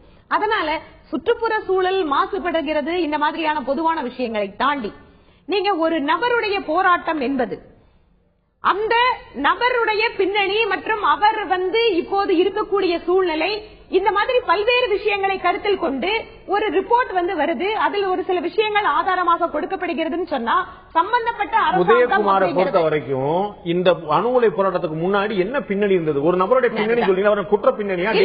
கைது போட்டு சொல்றேன். இதற்கு முன்னதாக நான் அமெரிக்க அரசாங்கத்தினுடைய விஷயத்தை நீங்க சொன்னீங்க. இதே மாதிரி நம் நாட்டினுடைய பல்வேறு என்ஜிஓக்களை நடத்தி கொண்டு வருபவர்கள் இந்த மாதிரி வெளிநாட்டினுடைய நிதிகளை பெற்றுக்கொண்டு ஒன்று அவர்களை ஒரு அந்த நாட்டுக்கு ஆதரவாக ஒன்று நீங்க லெக்சர் கொடுங்க, இல்ல இதுல ஆராய்ச்சி பண்ணுங்க. இது மறைமுகமாக இந்த நாட்டினுடைய எதிரான விஷயங்களை பத்தி பேசுவதற்கு ஊக்கம் கொடுக்கிற மாதிரி நிறைய விஷயங்களுக்கு சொல்ல முடியும். இந்தியாவில் இருக்கக்கூடிய எத்தனை பல்கலைக்கழகங்கள் வெளிநாட்டு பல்கலைக்கழகங்களோட எவ்வளவு பார்ட்னர்ஸ் இங்க வர்றாங்க, இங்க பாடம் நடத்திட்டு இருக்காங்க. சென்னை யூனிவர்சிட்டியில, அண்ணாமலை யூனிவர்சிட்டியில, நாடு முழுக்கக்கூடிய யூனிவர்சிட்டி இருக்காங்க. அவங்க பூரா தேச விரோத காரியத்தில் ஈடுபடுறாங்க. நீங்க இதோட ஈக்குவேட் பண்ணாதீங்க. ஃபெலோஷிப் அப்படிங்கிற பெயர்ல நிறைய இங்க இருக்கக்கூடிய விஷயங்களை, இங்க இந்த நாட்டிற்கு எதிராக பேசக்கூடிய விஷயங்களுக்கு ஊக்கம் கொடுக்கிற மாதிரியான நிறுவனங்கள் வெளிநாட்டுல நிறைய இயங்கிட்டு இருக்கு. அதில் பரிசு கொடுக்கிறோம், பாராட்டு கொடுக்கிறோம், இல்ல ட்ரைனிங் கொடுக்கிறோம். இந்த மாதிரியான நபர்கள் இங்க சில போராட்டங்களை நடத்துகின்ற பொழுது அவர்களுடைய பின்னணி பத்தி கேள்வி கேட்கல தவறே இல்லையே. நீங்க அமெரிக்காவில் நம்ம நாட்டுல லாபிங் சட்டப்பூர்வமா இல்ல, அமெரிக்காவில் உண்டு. இந்த லாபிங் எக்ஸசைஸ்ல நம்ம இப்ப ரீசெண்டா பார்த்தோம், FDA இந்தியாவில் கொண்டு வரதுக்கு லாபிங் நிறுவனங்கள் இங்க பணத்தை முதலீடு செலவழிச்சிருக்காங்க. அப்ப இதுல எல்லாம் ஒரு அரசாங்கம் எச்சரிக்கையா இருக்க வேண்டிய அவசியம் இல்லையா? அப்ப இத பத்தி நாம பேச வேண்டி இருக்கு. நம்ம மிகப்பெரிய திட்டங்களை கொண்டு வரும்போது இதற்கு எதிர்ப்பாளர்கள் அவர்களை சில்லறை வர்த்தகத்தில் அந்நிய முதலீடு கொண்டு வரதுக்கு லாபி பண்றதுக்கு 100 கோடி ரூபாய்க்கு மேல செலவழிச்சாங்கன்னு பார்த்தோம். இதுல ராணுவ தளவாடங்கள்ல அந்நிய முதலீடுக்காக மத்திய அரசு பாஜக அரசு மத்திய அரசு அனுமதி கொடுக்க போறதுன்னு சொல்லியிருக்கு. தவறான தகவல் கொடுக்காதீங்க. சம்பந்தப்பட்ட மத்திய இணையமைச்சரே அவங்களோட ட்விட்டர்ல அந்த கருத்து தெரிவிச்சிருக்காங்க. இந்த மாதிரி தவறான செய்தி FDA நாங்க முழுவதுமா இங்க அனுமதிக்கிறதா இருக்கு இல்ல, அத பத்தின டிஸ்கஷன் மட்டும் தான் நடந்துட்டு இருக்குன்னு சொல்லிருக்காங்க. டிஸ்கஷன் இருக்கு, இல்லாத விஷயத்துக்கு டிஸ்கஷன். FDA முழுசா அனுமதிக்கிறேன்னு சொல்லி நியூஸ் போடுறீங்க. குறைஞ்சபட்சம் அதுல முழுசா வேண்டாம், 70% வைங்க, 60% வைங்க. ராணுவ தளவாடங்கள்ல அந்நிய முதல் அனுமதிப்பீங்க.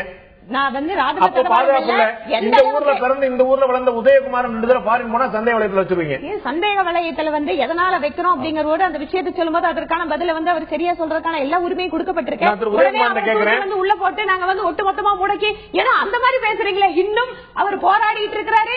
அவள் மீது பல்வேறு கணக்கான நூற்றுக்கணக்கான வழக்குகள் இருக்குங்களா சார்? இன்னும் உங்க மேல நீங்க இன்னும் சுதந்திரமா தான் டிவியில மக்கள் கிட்ட பேசிட்டு இருக்கீங்க. இது இந்த அளவுக்கு சுதந்திரம் கொடுத்திருக்கிற நாடு.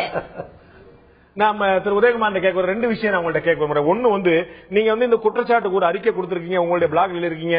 நான் சீதை மாதிரி தீக்குளிக்க முடியுமான்னு கேட்டிருக்கீங்க. நிச்சயமா நீங்க தீக்குளிக்க வேண்டாம்.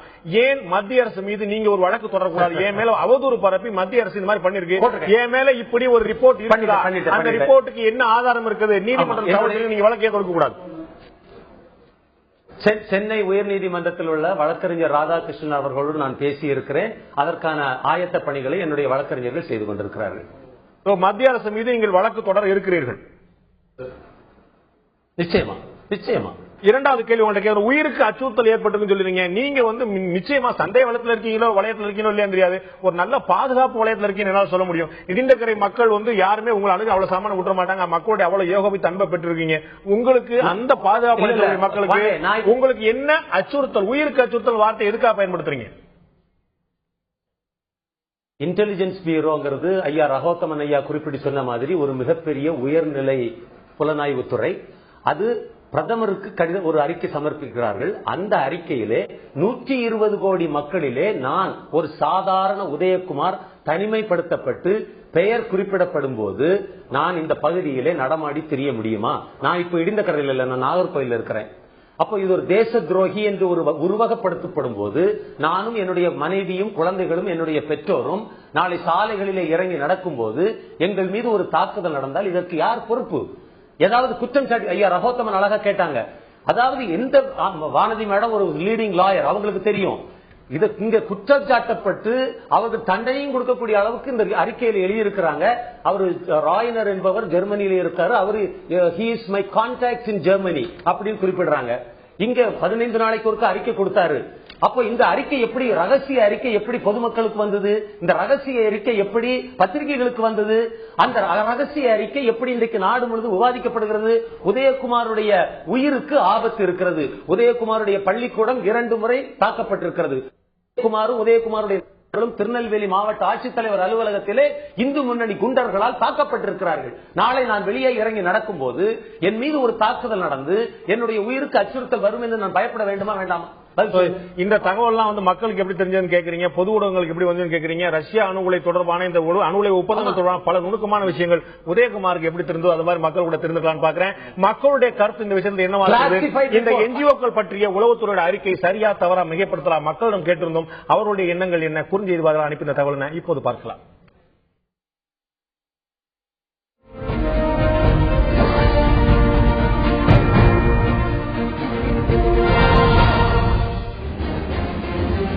தொண்டு நிறுவனங்கள் பற்றிய உளவுத்துறையுடைய அறிக்கை சரி என்று 66% மக்களும், தவறு என்று 23% மக்களும், உண்மை இருக்கலாம் மிகைப்படுத்தல் அதிகமாக இருக்கலாம் என்று 11% மக்களும் தெரிவித்திருக்கிறார்கள்.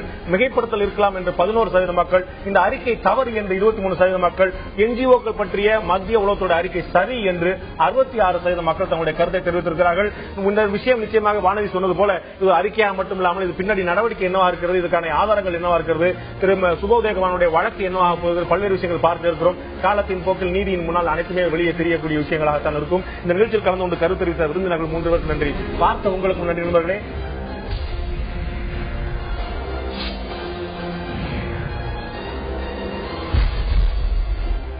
ஆயுதெழுத்து நீட்சிக்கு உங்கள் அனைவரையும் அன்போடு வரவேற்கும் நண்பர்களே. கால்பந்து ஜுரம், FIFA ஜுரம் நாடு முழுக்க உலகம் முழுக்க பற்றி இருந்து கொண்டிருக்கிறது.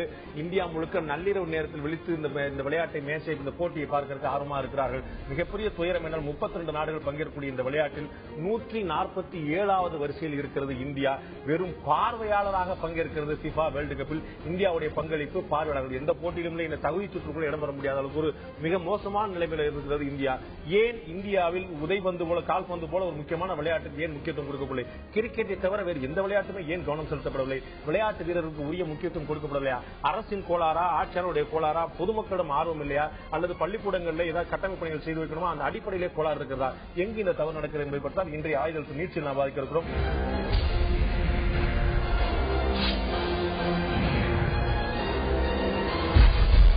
அடுத்ததாக ஆயுதெழுத்து நீச்சல் மிக முக்கியமான விஷயம் பற்றி விவாதிக்க இருக்கிறோம். இந்த வேர்ல்டு கப்பில் நம்ம உலக கோப்பையில் ஏன் நம்மால் பங்கேற்க முடியவில்லை, எந்த ஒரு முக்கியத்துவமும் ஃபுட்பால் உள்ளிட்ட விளையாட்டுகள் கொடுக்கப்படவில்லையா, இதை பற்றி தான் இந்த ஆயுதெழுத்து நீச்சல் விவாதிக்க இருக்கிறோம். அதற்கு முன்னால் இது பற்றிய தொகுப்பை இப்போது பார்க்கலாம்.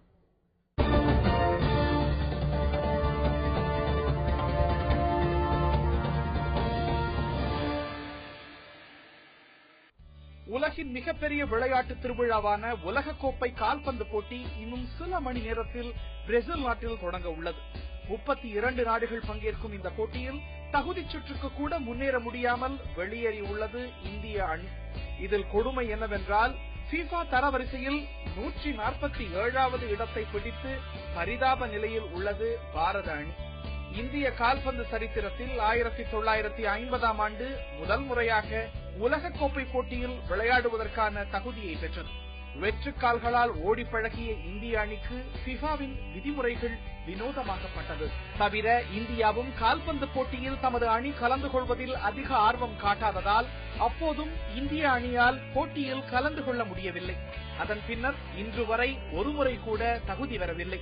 இந்த அவல நிலைக்கு வீரர்களை குற்றம் கூறுவது சரியில்லை என்றும் குரல் உயர்த்துகின்றனர் விளையாட்டு ஆர்வலர்கள். இந்தியாவை பொறுத்தவரை கிரிக்கெட்டை தாண்டி வேறு எந்த விளையாட்டுக்கும் முக்கியத்துவம் கொடுக்கப்படுவதில்லை என்று குற்றம் சாட்டுகின்றனர் விளையாட்டு வீரர்கள். விளையாட்டுத் துறைக்கான கட்டமைப்பு வசதிகளை செய்து கொடுப்பதில் இந்திய அரசு எப்போதுமே முனைப்பு காட்டியதில்லை என்ற குற்றச்சாட்டும் இருந்து வருகிறது.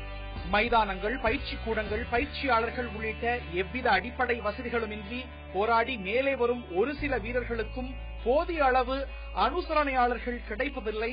இதனால் ஸ்போர்ட்ஸ் கோட்டாவில் அரசு வேலை வாங்கிக் கொண்டு அமைதியாகி விடுகின்றனர் வீரர்கள். உலக அளவிலான விளையாட்டுப் போட்டிகளில் வெற்றி பெறும் நாடு அங்கே தனக்கான ஆற்றலையும் வல்லமையையும் நிரூபிப்பதோடு தங்கள் கலாச்சாரத்தையும் பண்பாட்டையும் உலகம் முழுவதும் பிரதிபலிக்கும் வாய்ப்பையும் ஏற்படுத்துகிறது. 121 கோடி மக்கள் தொகை கொண்ட இந்தியா எப்போது தனது ஆற்றலையும் வல்லமையும் உலகுக்கு உணர்த்தப் போகிறது? எப்போது நீங்கும் இந்தியாவின் விளையாட்டு துயரம்? இந்தியாவின் வெளிநாட்டு துயரம் பற்றி நாம் ஒரு ஆயுத எழுத்து நிகழ்ச்சியில் விவாதித்தோம். இப்போ வந்து விளையாட்டு துயரம் பற்றி ஆயுத எழுத்து நிகழ்ச்சியில் விவாதிக்க இருக்கிறோம். இந்த நிகழ்ச்சி நம்முடைய ஃபுட்பாலுடைய கால்பந்தாட்டத்துடைய கோச்சாக இருக்கக்கூடிய திரு ராபின் அவர்கள் நம்முடைய இருந்திருக்கிறார். அதே போல ஃபுட்பால் பிளேயராக நீண்ட நாட்கள் விளையாடி வந்த திரு பெர்னாண்டோ அவர்கள் நம்முடைய இருந்திருக்கிறார். உங்கள் 2 பேரும் இந்த நிகழ்ச்சிக்கு வரவேற்கும் நண்பர்களே. நான் முதல்ல ராபின் தந்து ஆரம்பிக்க விரும்புறேன். இதுல ஒரு அடிப்படையான கேள்வி, நம்ம வந்து ஃபுட்பால் வேர்ல்டு கப் FIFA நடக்குது, உலகம் முழுக்க எவ்வளவு பெரிய உற்சாகம் இருக்குன்னு பார்க்கணும். பிரேசில் மட்டும் இல்லாம எந்த பங்களிப்பும் இல்லாம 32 நாடுகள்ல ஒரு நாடா இல்லாத 147வது நாடா இருக்கக்கூடிய நாம எவ்வளவு பெரிய ஒரு எதிர்பார்ப்பை நம்ம ஊர்ல கிளப்பிருக்குன்னு பாக்குறோம். ஃபுட்பால்ங்கிறது ஒரு நமக்கு ஒரு அந்நியப்பட்ட ஒரு விளையாட்டு கிடையாது. எங்கேயாவது ஒரு காலியான ஒரு திடல் தெரிஞ்சா உடனே நாலு வந்து சுலபமா விளையாடக்கூடிய விளையாட்டு எதுனா ஃபுட்பால் தான். வட சென்னையில இது கிட்டத்தட்ட ஒரு மதம் மாதிரியே இருக்குன்னு நான் பாக்குறேன். அவ்வளவு பெரிய ஒரு ஆசை, அவ்வளவு ஒரு அக்கறை, மக்கள்கிட்ட அவ்வளவு பெரிய ஒரு இயக்கம் மாதிரியான ஒரு விஷயமா நான் பாக்குறோம். ஏன் தமிழகத்துல ஃபுட்பாலுக்கு, இந்தியால ஃபுட்பாலுக்கு ஒரு மிகப்பெரிய ஒரு ஊக்கம் கொடுக்கப்படல? அரசாங்கத்தோட குற்றமா, பள்ளிகள்ல அந்த மாதிரி ஊக்கப்படுத்துறது இல்லையா, இல்லாட்டி பெற்றோர்களே ஊக்கப்படுத்துறது இல்லையா? அதாவது இப்போ பெற்றோர்கள் நிறைய பேர் இப்போ ஆரம்பத்துல பாத்தீங்கன்னா எல்லாருக்கும் ஒரு சச்சின், தோனியா தான் வரணும்னு பாக்குறாங்க. தவிர எத்தனை குடும்பத்துல வந்து பெற்றோர்கள் பிள்ளைங்களுக்கு நம்ம இந்தியன் பிளேயர்ஸோட பேர் தெரியும். ஸோ ரோல் மாடல் இல்லாத காரணத்தினாலதான் அவங்களுக்கு ஃபியூச்சர் என்ன, அவங்க எங்க போறாங்க ஒரு பெரிய கொஸ்டின் மார்க். எல்லாரோட இதுவும் மெயினா என்னன்னா ஸ்கூல் முடிச்சோன்னா ப்ரொஃபஷனல் காலேஜ், அந்த லைன். எத்தனை சதவீதம் பெற்றோர்கள் பிள்ளைகளை ஒரு ப்ரொஃபஷனல் ஃபுட்பால் பிளேயர் ஆகணும், ஒரு மெஸ்ஸி இப்பதான். ஆனா எல்லாருக்கும் அந்த இங்கிலீஷ் பிரீமியர் லீக்ல இருக்க பிளேயர்ஸ், ஸ்பானிஷ் லீக் எல்லாம் தெரியும். ஆனா நம்ம இந்தியன் பிளேயர்ஸோட பேர் தெரியுமா? ஏன்னா இந்தியன் பிளேயர்ஸ் 147 இடத்துல இருக்காங்க. எப்படி போவாங்க அவங்க? 4 விளையாட்டு விளையாண்டு 2 கப் அடிச்சிருந்தாங்கன்னா ஒண்ணுமே இல்ல, ஒரு கோல்டு எடுக்க ஒரு சில்வர், ஒரு பிரான்ஸ் எடுத்திருந்தாங்கன்னா 4 பேர் டீம் தானே. நம்ம ஏசியன் கேம்ஸ்ல வின் பண்ணிருக்கோம் 1950, 64, ஒரு 3 ஏசியன் கேம்ஸ்ல நம்ம வந்து வின் பண்ணிருக்கோம். நீங்க சொல்ற வருஷங்கள்ல நம்ம 3 பேருமே பிறந்திருக்கவே மாட்டோம் நினைக்கிறேன். நீங்க அப்பதான் பிறந்திருப்பீங்க, ஒரு 2 நாள் முன்னாடி பிறந்திருப்பாங்க. அப்படி பண்ணா அதுக்கப்புறம் ஏன் அந்த கேப் ஆச்சு? அதுதான் என்னுடைய கேள்வி. கரெக்ட். அதுதான் அதுக்கப்புறம் நம்ம செய்ய வேண்டிய காரியம். அதாவது இப்போ நீங்க எல்லா ஊர்ல பாத்தீங்கன்னா ஒரு அண்டர் 10, அண்டர் 12, 11, அதாவது 12 வயசு அந்த லீக் இருக்குது. இங்க இருக்கிறது ஒரே ஒரு லீக். எத்தனை பேரால நம்ம நேரு ஸ்டேடியத்துல உள்ள போய் விளையாட முடியும்? சின்ன பிள்ளைங்க யார் தடுக்கிறா? போக முடியாது. நீங்க அதுக்குன்னு ஒரே ஒரு லீக் இருக்கிற சீனியர் பிளேயர்ஸ், மென் பிளேயர்ஸ் தான் விளையாட முடியும். மற்ற நேரு ஸ்டேடியம்ங்கிறது வந்து பாத்தீங்கன்னா ஒரு சர்வதேச லெவல்ல கட்டமைக்கப்பட்ட ஒரு ஸ்டேடியம். அங்க வந்து எல்லாரையும் போட்டா தரைகளை பாலாக்கிட்டா திருப்பி நீங்களே கம்ப்ளைண்ட் பண்ணீங்க, மெயின்டெனன்ஸ் எவ்வளவு மோசமா இருக்கு பாரு அப்படின்னு சொல்லிட்டு. கரெக்ட். எடுத்த உடனே உங்களுக்கு நேரு ஸ்டேட்ல உட்கார வைக்க முடியாது. நீங்க வந்து ஒரு விளையாண்டு தகுதி பெற்று ஒரு அடிப்படையான விஷயங்களை நீங்க தகுதி பெற்றீங்கன்னா அடுத்து நீங்க சர்வதேச போட்டியிலோட போறீங்க. முதல்ல இங்கதான் ஆரம்பிக்கணும். பட் ஆனா அந்த நேரு ஸ்டேடியத்துல விளையாடுறதுக்கு ஒரு ஆப்பர்ச்சுனிட்டி வந்து இன்டர் ஸ்கூல் பிள்ளைங்களுக்கு, அதே மாதிரி அது மட்டும் சொல்ல நான், அது நம்ம கவர்மெண்ட் ஒரு பெரிய ஆப்பர்ச்சுனிட்டி கொடுத்திருக்கு, ஒரு உலக அளவிலான ஒரு நல்ல ஒரு கிரவுண்டு. பட் ஆனா அதே மாதிரி இன்னும் ஒரு 2-3 கிரவுண்டு ஸ்கூல் பிள்ளைங்க போய் விளையாடுறதுக்கோ டோர்னமெண்ட்டோ, அதே மாதிரி ஒரு ஃபிளட் லைட்ல ஒரு ஆப்பர்ச்சுனிட்டி இருந்ததுன்னா, அவங்க விளையாடவே இல்லைன்னா அப்புறம் எப்படி அந்த லெவலுக்கு போக முடியும்? நம்ம எடுத்தோன்னே இந்த வேர்ல்ட் கப் பேசுறோம், இதோட திருப்பி அடுத்த வேர்ல்ட் கப் இன் பிட்வீன் நம்மளோட லாங் டேர்ம். பட் இப்போ ஆரம்பிச்சிருக்காங்க ஆல் இண்டியா ஃபுட்பால் ஃபெடரேஷன், நம்ம தமிழ்நாடு ஃபெடரேஷன் எல்லாம் கொஞ்சம் கொஞ்சமா இப்போ வந்து கிராஸ் ரூட் லெவலா நிறைய ப்ரோக்ராம்ஸ் இருக்கு, நிறைய அகாடமிஸ் இருக்கு, நிறைய பழைய பிளேயர்ஸ், கோச்சஸ் நிறைய பண்ணிட்டு இருக்கான். ஸோ ப்ராப்ளி இன்னொரு 2-3 வேர்ல்ட் கப்ல கண்டிப்பா நம்ம பண்றதுக்கு ஒரு வாய்ப்பு இருக்கு. நான் திரு பெர்னாண்டோட கேட்க விரும்புறேன். நம்ம வந்து நம்ம ஊர்ல வந்து குழந்தைகள் எல்லாம் உண்டு 6 மாசம் சேர்க்கறதுல போய் பார்த்தோம்னா, வடசென்னை மாதிரி பகுதியில பல இடங்கள்ல வந்து யாருமே என்கரேஜ் பண்றதுல, தானா எல்லா இடத்துலயும் தெருமுனைக்கு போனா வந்து கேரம் போர்டு ஆடிட்டு இருப்பாங்க எல்லா இடத்துலயுமே. இப்ப தென் தமிழகங்கள்ல பூரா பார்த்தோம்னா செஸ்ஸுக்கு வந்து எல்லாருமே தானா கொண்டு போய் சேர்க்கிறாங்க. எல்லா குழந்தைகளுமே கிளாஸுக்கு எல்லாம் போய் மாஸ்டர் வீட்டுக்கே சொல்லி தர சொல்றாங்க, அதுக்கான கிளாஸ் எல்லாம் போறாங்க. சோ தனிநபர் விளையாட்டு முக்கியத்துவம் பெறுது, குழு விளையாட்டு வந்து கிரிக்கெட் தவிர எதுவுமே விளையாட்டு முக்கியத்துவம் இல்லாம போயிருச்சா? ஏன்னா ஹாக்கி வந்து நம்முடைய தேச விளையாட்டு சொல்லிட்டு இருந்தோம், அது காணாமலே போயிருச்சு, அந்த டீம் எங்க இருக்குன்னே தெரியாம போயிருச்சு. ஃபுட்பால் அவர் சொன்ன 50-60களில் நம்ம வந்து ஒரு ஆசிய லெவலில் கொஞ்சம் பிரபலம் ஆகிட்டு இருந்தோம், அதுக்கப்புறம் காணும். பூட்டியா மாதிரியான பிரபலமான பேர்கள் 4-5 கேள்விப்பட்டாலும் கூட அந்த ஆர்வம் வந்து இன்னமும் இல்ல. அது குழு விளையாட்டுகளுக்கான ஆர்வம் போயிருச்சா? தனிநபர் விளையாட்டுக்கு மட்டுமே முக்கியத்துவம் இருக்குதா? செஸ்ல நம்ம வந்து மிகப்பெரிய ஒரு மேட்ச் நம்ம கையில வச்சிருக்கோம். நீங்க சொல்ற மாதிரி குழு விளையாட்டுக்கு ஆர்வம் ரொம்ப குறைஞ்சிருச்சு. இண்டிவிஜுவல் கேம்ஸ்க்கு இம்பார்ட்டன்ஸ் கொடுக்காங்க. பெற்றோர்கள் வந்து செஸ் ஆடுறியா, டென்னிஸ் ஆடுறியா? இப்ப என் பேரனே எடுத்தா என் சன்னின்ல அவனை டென்னிஸ் ஆட தான் அனுப்புறாரு, ஃபுட்பால் ஆட அனுப்புறதில்ல. நான் ஒரு ஃபுட்பால் பிளேயர். நான் இந்தியன் டீமுக்கு அசிஸ்டன்ட் மேனேஜரா 1996 ப்ரீ ஒலிம்பிக் டோர்னமெண்ட் கத்தாருக்கு போயிட்டு வந்தேன். அந்த காலத்துல கடற்கரை ஓரம்லாம் ஃபுட்பால் ரொம்ப நல்லா ஆடுவாங்க. ஏன்னா நான் நீங்க சொன்ன மாதிரி அவ்வளவு செலவு பண்ண வேண்டியது, கிரிக்கெட் மாதிரி ஃபுட்பாலுக்கு அவ்வளவு பணம் செலவு பண்ண வேண்டிய கேம் இல்ல. 2 கேன்வஸ் இருந்தா கூட அவன் ஃபுட்பால் ஆடிடுவான். ஆனா இந்த நம்ம நாட்டு சூழ்நிலை எப்படி இருக்குன்னா, பெற்றோர்கள் அதை ஊக்களிக்கிறது இல்ல. ஒரு மாணவன் பள்ளிக்கூடத்துல போனா கூட டீச்சர்ஸ் அவனை படிக்க தான் சொல்றாங்க இல்லையா, விளையாட்டு மைதானுக்கு அனுப்புறது இல்ல. ஆனா கிரிக்கெட் விளையாட அனுப்புறாங்களே, கிரிக்கெட் விளையாட மட்டும் அனுப்புறாங்க. அதுக்கு மீடியா உங்களை மாதிரி மீடியா பப்ளிசிட்டி கொடுக்காங்க, வேர்ல்டுல நிறைய பணம் கொடுக்காங்க, அதுலதான் அவங்க மயங்குறாங்க ஒழிய ஒரு தான் பிள்ளைய ஒரு நல்ல விளையாட்டு வீரன் ஆக்கணும்ட்டு எந்த தகப்பனும் நினைக்கிறது இல்ல. இப்ப 10th படிச்சா கூட அவன் 6 மணி வரைக்கும் விளையாட போட மாட்டேங்காங்க. 6 மணிக்கு மேல அவனை இன்ஜினியர் ஆக்கணும், டாக்டர் ஆக்கணும், படி வீட்டுக்கு வா படின்னு தான் சொல்றாங்க இல்லையா, விளையாட்டு மைதானத்துக்கு அனுப்புறதே இல்ல. அடிப்படையான குற்றம் வந்து பெற்றோர்கள்ட்ட இருக்குன்னு சொல்றீங்க, பள்ளிக்கூடங்கள் இருக்குன்னு சொல்றீங்க. பள்ளிக்கூடத்துல பெற்றோர்கள் கண்டிப்பா இருக்கு. எந்த பெற்றோரும் தன் பையன் வந்து ஒரு டாக்டரா வரணும், ஒரு இன்ஜினியரா வரணும் ஆசைப்படாம இல்லையா, ஒரு விளையாட்டு வீரரா வரணும் யாரும் நினைக்கிறதே இல்ல. அது கூட நீங்க சொல்ற மாதிரி இதுல வந்து இந்த ஃபுட்பால் மாதிரியான விளையாட்டுகள்ல அதிகமான பணப்புழக்கம் இருந்துச்சுன்னு ஆட்டோமேட்டிக்கா வந்துட போறேன். இப்ப வந்து தோனி சம்பாதிக்கிற சம்பாத்தியமும் டெண்டுல்கர் சம்பாதிச்ச சம்பாத்தியமும் எந்த ஐடி ப்ரொஃபஷனல் எவ்வளவு பெரிய ஸ்டாராலையும் சினிமா ஸ்டாராலோட சம்பாதிக்க முடியாத சம்பாத்தி அவங்க சம்பாதிச்சிருக்காங்க.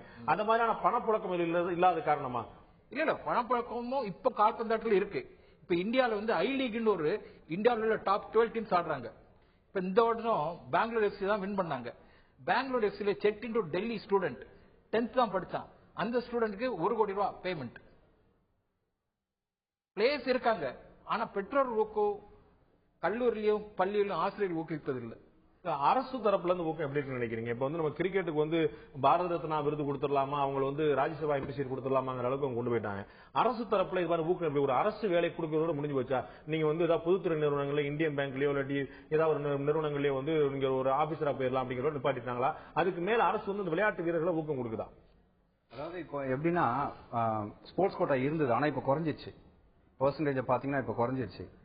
ஆனா இப்ப மோர் ப்ரொஃபஷனலிசம் ஆயிடுச்சு. ஃபுட்பால் கோட்டா குறையல, அதிகரிக்கல. எவ்வளவு நம்பர் இருந்துச்சு அதே தான் இருந்துச்சு. அது கோட்டாக்கு வந்து குறைக்கல நம்ம இன்னும். அதாவது கோட்டா குறையலன்னா இப்போ அதுக்கு உண்டான காலியிடங்கள் இருக்குன்னு சொல்லலாம். அதாவது இருக்கு, அந்த நிரப்பாம இருக்கு. இத்தனை % 5% இருக்குன்னா அது நிரப்பாம, அதாவது எந்த அந்த பாஸ் அந்த கம்பெனிக்கோ இல்ல நம்ம அந்த கவர்மெண்ட் இதுக்கு இருக்கிறவங்க அது ஸ்போர்ட்ஸ் இன்ட்ரெஸ்டட்னா அதை ஃபில் பண்ணுவாங்க. இல்லைன்னா அது வேண்டாம், அது அப்படியே இருக்கும். ஆனா அது சில பிளேயர்ஸ் மேலயும் நீங்க ஆரம்பத்துல சொன்ன மாதிரி சில பிளேயர்ஸ்னாலையும் அது இருக்குது. ஏன்னா சொன்ன மாதிரி வந்து சேர்ந்துட்டு அதுக்கப்புறம் அதோட தொடர்றது கிடையாது, அவங்களோட ஃபோக்கஸ் மாறிடுது கொஞ்சம். பட் நம்ம அதை தொடர்ந்து இன்னும் இதனால வேலைக்கு வந்தோம், இதுதான் நமக்கு லைஃப். ஸோ இதன் மூலியமா இன்னும் இருக்கிற வர ஃபியூச்சர் ஜெனரேஷனுக்கு நம்ம ஒரு முன்மாதிரியா இருக்கிறது ஒரு எல்லா பிளேயர்ஸோட முக்கியமான இதை நான் நினைக்கிறேன். அதுக்கு வந்து திரு பெர்னாண்டோ வந்து தன்னுடைய குடும்பத்தை வந்து டென்னிஸ்க்கு அனுப்பவும் முதல்ல வந்து ஃபுட்பாலுக்கு அனுப்பணும்னு நினைக்கிறேன். பல விஷயங்கள் நம்மளே செய்ய வேண்டியிருக்கு. அடிப்படையாக இந்த ஆர்வத்தை வந்து அடுத்த கட்டத்துக்கு அடுத்த தலைமுறை கொண்டு போக வேண்டிய கடமை அடிப்படையாக நிச்சயமாக முன்னால் இருக்கக்கூடிய வீரர்களுக்கு உண்டு. இது தவிர ஒரு முக்கியமான விஷயம் அரசு தரப்பில் கொடுக்கக்கூடிய ஊக்கங்கள் என்ன, ஏற்கனவே சொன்ன கிரிக்கெட்டுக்கு கொடுக்கக்கூடிய ஊக்கம் மிகப்பெரிய ஆச்சரியமா இருக்கிறது. இன்னொரு முக்கியமான தகவல் நான் கேள்விப்பட்டேன். துப்பாக்கி சுடுதல்ல நீங்க வந்து ஒரு இந்தியாவுடைய ஆதரவை, தேசத்துடைய ஆதரவை, மத்திய அரசு ஆதரவு பெருமானா நீங்க டாப் 20 வந்தா தான் ஒரு ரெனவுண்ட் ஷூட்டர் அப்படிங்கிற பேரே, ஒரு அங்கீகரிக்கப்பட்ட துப்பாக்கி சுடு வீரர் அப்படிங்கிற பேரே டாப் நீங்களே வந்தா தான் வர முடியும். அப்ப நாமளே முன் வந்து வந்தால் தான் அரசோட அங்கீகாரம் கிடைக்கும் என்பது சரியான விஷயம் தானே? நான் திரு ராவின் கேட்கிறோம், இடைவெளிக்கு முன்னாடி சொன்னது போல அரசோடைய அங்கீகாரம் இந்த விளையாட்டு வீரர்களுக்கு எப்படி கிடைக்குது? நீங்க வந்து எந்த மாதிரி இடத்துல நம்ம எல்லா விளையாட்டுமே வந்து ஒரு சுயமா நாம தான் தொடங்கணும். முதல்ல நம்முடைய இன்ட்ரெஸ்ட் காட்டணும். நீங்க வந்து டிஸ்ட்ரிக்ட் லெவல் போறீங்க, ஸ்டேட் லெவல் போறீங்க, நேஷனல் லெவல் போறீங்க.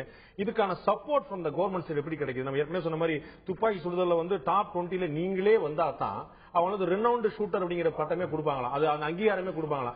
அது ஒரு துயரமான விஷயமா தான் பாக்குறேன். இப்ப ஃபுட்பால் மாதிரியான விளையாட்டுகள், இதர விளையாட்டுகள் உங்களுக்கு தெரிஞ்ச வரையில எப்ப இந்த அங்கீகாரம் எப்படி கிடைக்குது அரசு தரப்புல?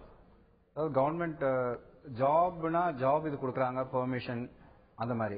பட் ஆனா ஒரு ஸ்டேஜுக்கு அப்புறம் இப்ப நிறைய இடத்துல பிளேயர்ஸ்க்கு இப்ப பெர்மிஷனே கிடையாது. நிறைய இடத்துல இப்போ கூட இருக்கிற கோவர்க்கர்ஸ், சரி இந்த பிளேயர்னால நம்ம டிபார்ட்மெண்ட்டுக்கு பேரு நமக்கு இதா இருக்குது, சரி அவங்க கொடுத்த வேலையை அதுக்காக தான் ஸ்போர்ட்ஸுக்குன்னு சொல்லி அவங்க கூட இருக்கிற காலீக், ஸ்டாஃப், சூப்பர். ஒருவேளை உங்களுக்கு வந்து உங்களுடைய ஸ்போர்ட்ஸ் கோட்டால உங்களுக்கு வேலை கொடுத்திருந்தா நீங்க வந்து உங்களுடைய ஆபீஸ்ல அந்த ஸ்போர்ட்ஸை என்கரேஜ் பண்ண முடியாது, வாங்க விளையாட போலாம்னு சொல்லி சொல்ல முடியாது. பண்ணலாம் இல்லை, அதாவது ஒரு ஸ்டேஜ்ல இருந்து இப்ப ஏன்னா நமக்கு இப்ப கம்ப்யூட்டரைஸ்ட் ஆயிடுச்சு முக்காவாசி ஆபீசர்ஸ். ஸோ அப்போ ஆள் குறைக்கணும் போது அவங்களுக்கு ஆள் தேவை. ஸோ அவங்கள சொல்லியும் தப்பு இல்லை. ஸோ இப்போ அந்த கல்ச்சர், அந்த ஒரு ட்ரெண்ட் இதே கம்ப்ளீட் இதாகி நான் என்ன நினைக்கிறேன், அதாவது ப்ரொஃபஷனலிசம் கவர்மெண்ட்ல இருந்துட்டு ஆர் ஒரு பேங்க் இதுல இருந்துட்டு ரெண்டு இதையும் சாட்டிஸ்ஃபை பண்ண முடியாது. அதனாலதான் இப்போ எல்லா டீம்ஸும் ப்ரொஃபஷனலிசம் ஆகி. ஆனா இன்னொரு இது பாத்தீங்கன்னா, இப்போ நம்ம 12 டீம்ஸ் இருக்கு நம்ம இதுல AFFல, ஆல் இண்டியா ஃபுட்பால் ஃபெடரேஷன்ல 12 டீம் ஐ லீக் இருக்குது. அது எத்தனை டீமுக்கு சொந்த கிரவுண்ட் இருக்கு? சொந்த கிரவுண்டே கிடையாது. எல்லாம் 10 கோடி 20 கோடி வரைக்கும் பெங்களூர் FC ஸ்பெண்ட் பண்ணிருக்காங்க இந்த வருஷம், ஒரு வருஷம் லீகுக்கு. மான்செஸ்டர் யுனைட்டட்ல இருந்து கோச்சை கொண்டு வந்திருக்காங்க. ஆனா எத்தனை டீமுக்கு அவங்களுக்கு பெங்களூர் தனி கிரவுண்ட் இருக்கு. ஒரு கிளப்புக்கு தனி கிரவுண்டு, அவங்களுக்கு ட்ரைனிங் ஃபெசிலிட்டிஸ். அதே மாதிரி நாட் ஒன்லி அந்த சீனியர் லெவல் மட்டும் இல்ல, இப்போ சின்ன எல்லாரும் மஸ்ட் ஒரு அகாடமி இருக்கணும். ஸோ அந்த அகாடமியை கொண்டு வரணும். அந்த அகாடமிக்கு ஒரு குவாலிஃபைட் கோச்சஸ். பிரேசில்ல ஒரு 4-5 வருஷம் முன்னாடி சொன்னாங்க 5 லட்சம் குவாலிஃபைட் கோச்சஸ் இருந்தாங்க. இப்போ நம்ம இத்தனை நம்மளோட பாப்புலேஷனுக்கு பாத்தீங்கன்னா மிஞ்சி போனா குவாலிஃபைட் கோச்சஸ்ன்னு பாத்தீங்கன்னா ஒரு 300-400 பேர் இருப்பாங்க. ஸோ அந்த பெர்சன்டேஜை பாருங்க difference. So right coaches, okay, அது டேலண்ட் ஐடென்டிஃபை பண்றதுக்கு பிடிஸ், மாஸ்டர்ஸ், டீச்சர்ஸ்.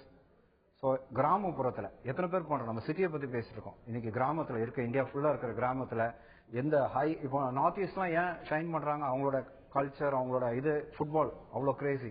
வெஸ்ட் பெங்கால்ல, கேரளால, அந்த சைட் ஷில்லாங் அந்த சைட் போனீங்கன்னா இப்போ நிறைய டீம்ஸ் வந்துட்டு இருக்குது.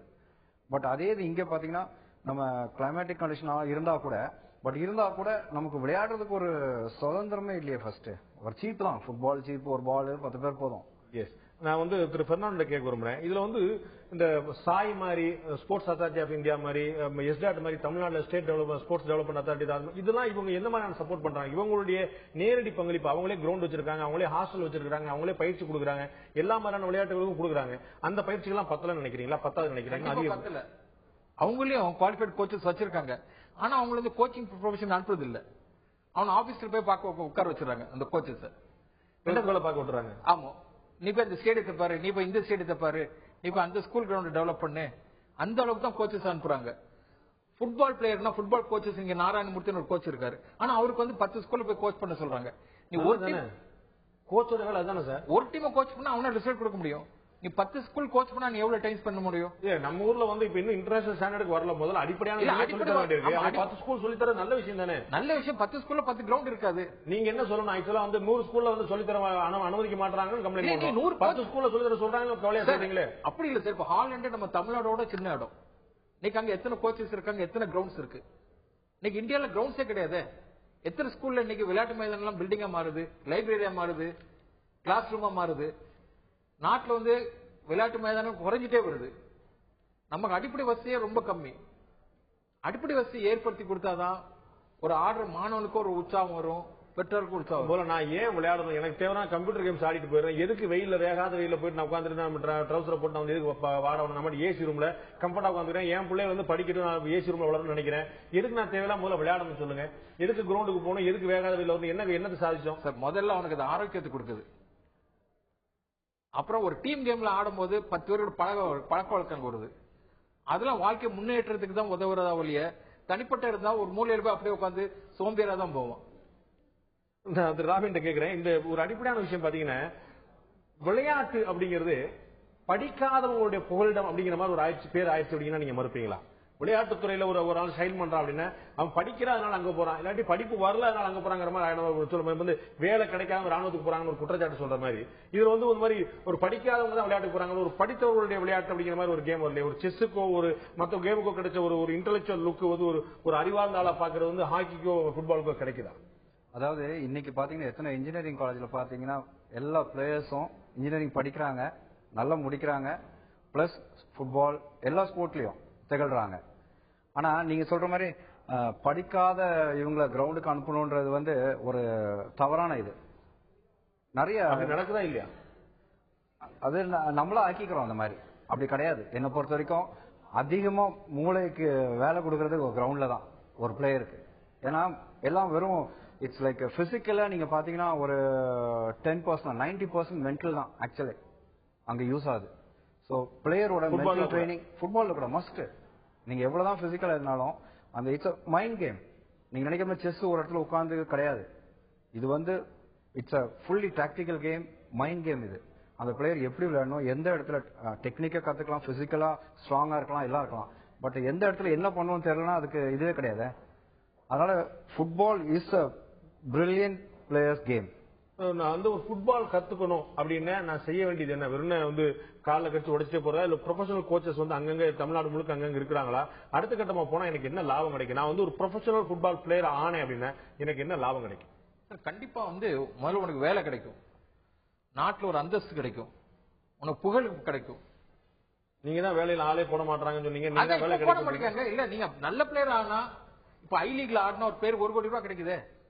நீ தமிழ்நாடுல ஒரு பிளேயரும் இல்ல அந்த அளவுக்கு ஆடுறது. 2-3 பிளேயர் 2-3 ஐ லீக் கிளப், மோகன் பேகன், சர்ச்சில் பஸ், இந்த மாதிரி 2 கிளப்புக்கு தான் ஆடுறாங்க. ஆனா 12 கிளப்ஸ் இருக்கு. ஆனா இதே நேரத்தில் நீங்க நார்த் ஈஸ்ட் எடுத்துக்கிறீங்க, சிக்கிம், மேகாலயா, அசாம், அங்க ஃபுட்பால்ல ரொம்ப டெவலப் ஆகுது. அங்க வந்து மெயின் கேம் ஃபுட்பால் தான். ஏன்னா அவங்களுக்கு மலை பிரதேசத்தினால வேற கேம் ஆட சான்ஸே இல்ல. கிரிக்கெட்ல அங்க யாரும் இருக்காங்களா? இல்ல. ஆனா ஃபுட்பால் நிறைய வந்துட்டாங்க. இன்னைக்கு சந்தோஷ் டிராபி வின் பண்ணது மெகாலயா, ரொம்ப சின்ன ஸ்டேட், ஆனா அங்க ஒரே கேம், அதனால அவங்க தேர்ச்சி பெற்றாங்க. அது ஸ்டேட் கேம்னு சொல்றாங்க. இன்னைக்கு திரு ராபின் இறுதியான கேள்வி கேட்க விரும்புறேன். அரசிட்ட நீங்க வைக்கக்கூடிய கோரிக்கை என்ன? இந்த கேமை இந்த சீசனை பயன்படுத்தி ஒரு மிகப்பெரிய ஒரு விழிப்புணர்ச்சியை, ஒரு ஆர்வத்தை மக்கள் மத்தியில கொண்டு போகணும்னா என்ன செய்ய எதிர்பார்க்கறீங்க? சுருக்கம். இன்னைக்கு பேப்பர்ல பாத்தீங்கன்னா ஒரு NBA பிளேயர் வந்து கார்பரேஷன் நம்ம கவர்மெண்ட் இது மூலமா வந்து நம்ம கார்பரேஷன் ஸ்கூல்ஸ்ல வந்து அவரோட இது பண்றாரு. NBA பிளேயர் ஒரு கார்பரேஷன் இது பார்க்க முடியாது. ஒரு NBA மேட்ச் லைவ் யூஎஸ்ல பாத்திருக்கேன். பட் அதே மாதிரி எல்லா ஊடகங்களும் பதிவு பண்ணிருக்காரு. அதே மாதிரி இன்னைக்கு இருக்கிற டாப் பிளேயர்ஸோ கோச்சஸோ கொண்டு வந்து நம்ம கார்பரேஷன் ஸ்கூல் பிள்ளைங்களுக்கு, அதாவது யாரை ரீச் பண்ண முடியாத பிள்ளைங்க, அண்டர் பிரிவிலேஜ் கிட்ஸுக்கு, நீங்க நார்த் மெட்ராஸ் சொல்றீங்க, அந்த மாதிரி இடத்துல இப்போ ஒரு இடத்துல கூட ஒரு சின்ன கிராஸ் கிரவுண்ட் செய்து கொடுத்திருக்காங்க கவர்மெண்ட். இது இருக்குது ஃபெசிலிட்டிஸ். அந்த மாதிரி எங்கெல்லாம் பார்க்க நம்ம டெவலப் பண்ணி ஹாஸ்பிட்டல் டெவலப் பண்ண பாக்குறோமோ அந்த மாதிரி football ground, volleyball ground, flood lights இருக்கிற நம்ம பீச்ல ஒரு இடத்துல அட்லீஸ்ட் கொஞ்சம் ஒரு சைட ஒரு கிரவுண்ட்ஸ் ஆக்கணும்னா கண்டிப்பா இன்னைக்கு நம்ம ஜனங்கள் கொடுத்தாதானே, சான்ஸ் கொடுத்தாதானே போய் விளையாடுவாங்க. சான்ஸே கொடுக்க தடுக்கும் போது எப்படி விளையாட முடியும் அவங்களால? எப்படி வேர்ல்ட் கப் ரீச் போங்க? நம்ம ஃபர்ஸ்ட் லெவல்லே நம்ம தடுக்கி நின்றுட்டு இருக்கோமே. ஒரு வாய்ப்புகள் முதல் அதிகப்படுத்தணும், அதற்கான விளையாடுவதற்கான வாய்ப்புகளை கொடுத்தால் நிச்சயமா விளையாடக்கூடிய ஆட்கள் அதிகமாக வருவாங்க அப்படிங்கிற பார்வையா இருக்குது. இன்று இந்த FIFA வேர்ல்டு கப் துவங்கதை முன்னிட்டு பாரத பிரதமர் திரு நரேந்திர மோடி அவர்கள் ஒரு ஸ்டாம்ப் ஒரு தபால் தலையை வெளியிட்டிருக்காரு. அப்போது அவர் சொன்ன ஒரு முக்கியமான வார்த்தை எல்லோரும் கவனிக்க வேண்டிய விஷயம், ஏற்கனவே ஜனாதிபதி கூட சொல்லப்பட்ட விஷயம், நாடு முழுக்க ஒரு ஸ்போர்ட்ஸ் டேலண்ட் ஹண்ட் நடத்தப்படும். ஒரு விளையாட்டு வீரர்களை சிறந்த வீரர்களை அடையாளம் காணுவதற்கான முயற்சி இந்த நாடு முழுக்க மேற்கொள்ளும், இந்த அரசு மேற்கொள்ளும் சொல்லியிருக்காரு. இன்னைக்கு சொல்லியிருக்காரு முக்கியமான விஷயம், ஸ்போர்ட்ஸ் ஸ்பிரிட் அப்படிங்கிறது நாடு முழுக்க பரவலான ஒரு நாடு நிச்சயமாக முன்னேறிய நாடாக இருக்க முடியாது. விளையாட்டை ஒரு மதமாக கொள்ளாவிட்டால், எந்த விளையாட்டாக எல்லா விளையாட்டு, ஃபுட்பால் மட்டுமல்ல எல்லா விளையாட்டையும் ஒரு மதமாக கொள்ளாவிட்டால் நாடு நிச்சயமாக ஒரு எந்த முன்னேற்றம் காண முடியாது அப்படிங்கிறது திரு நரேந்திர மோடியோட பார்வை மட்டுமல்ல, நிச்சயமாக எல்லாருடைய பார்வையாக இருக்க முடியும் நம்புகிறேன். இந்த நிகழ்ச்சியில் கலந்து கொண்டு கருத்து விருந்தினர்கள் 2 பேருக்கும் நன்றி. பார்த்த உங்களுக்கும் நன்றி நண்பர்களே. மீண்டும் இன்னும் நிகழ்ச்சி சந்திப்போம். அதுவரை நன்றி, வணக்கம்.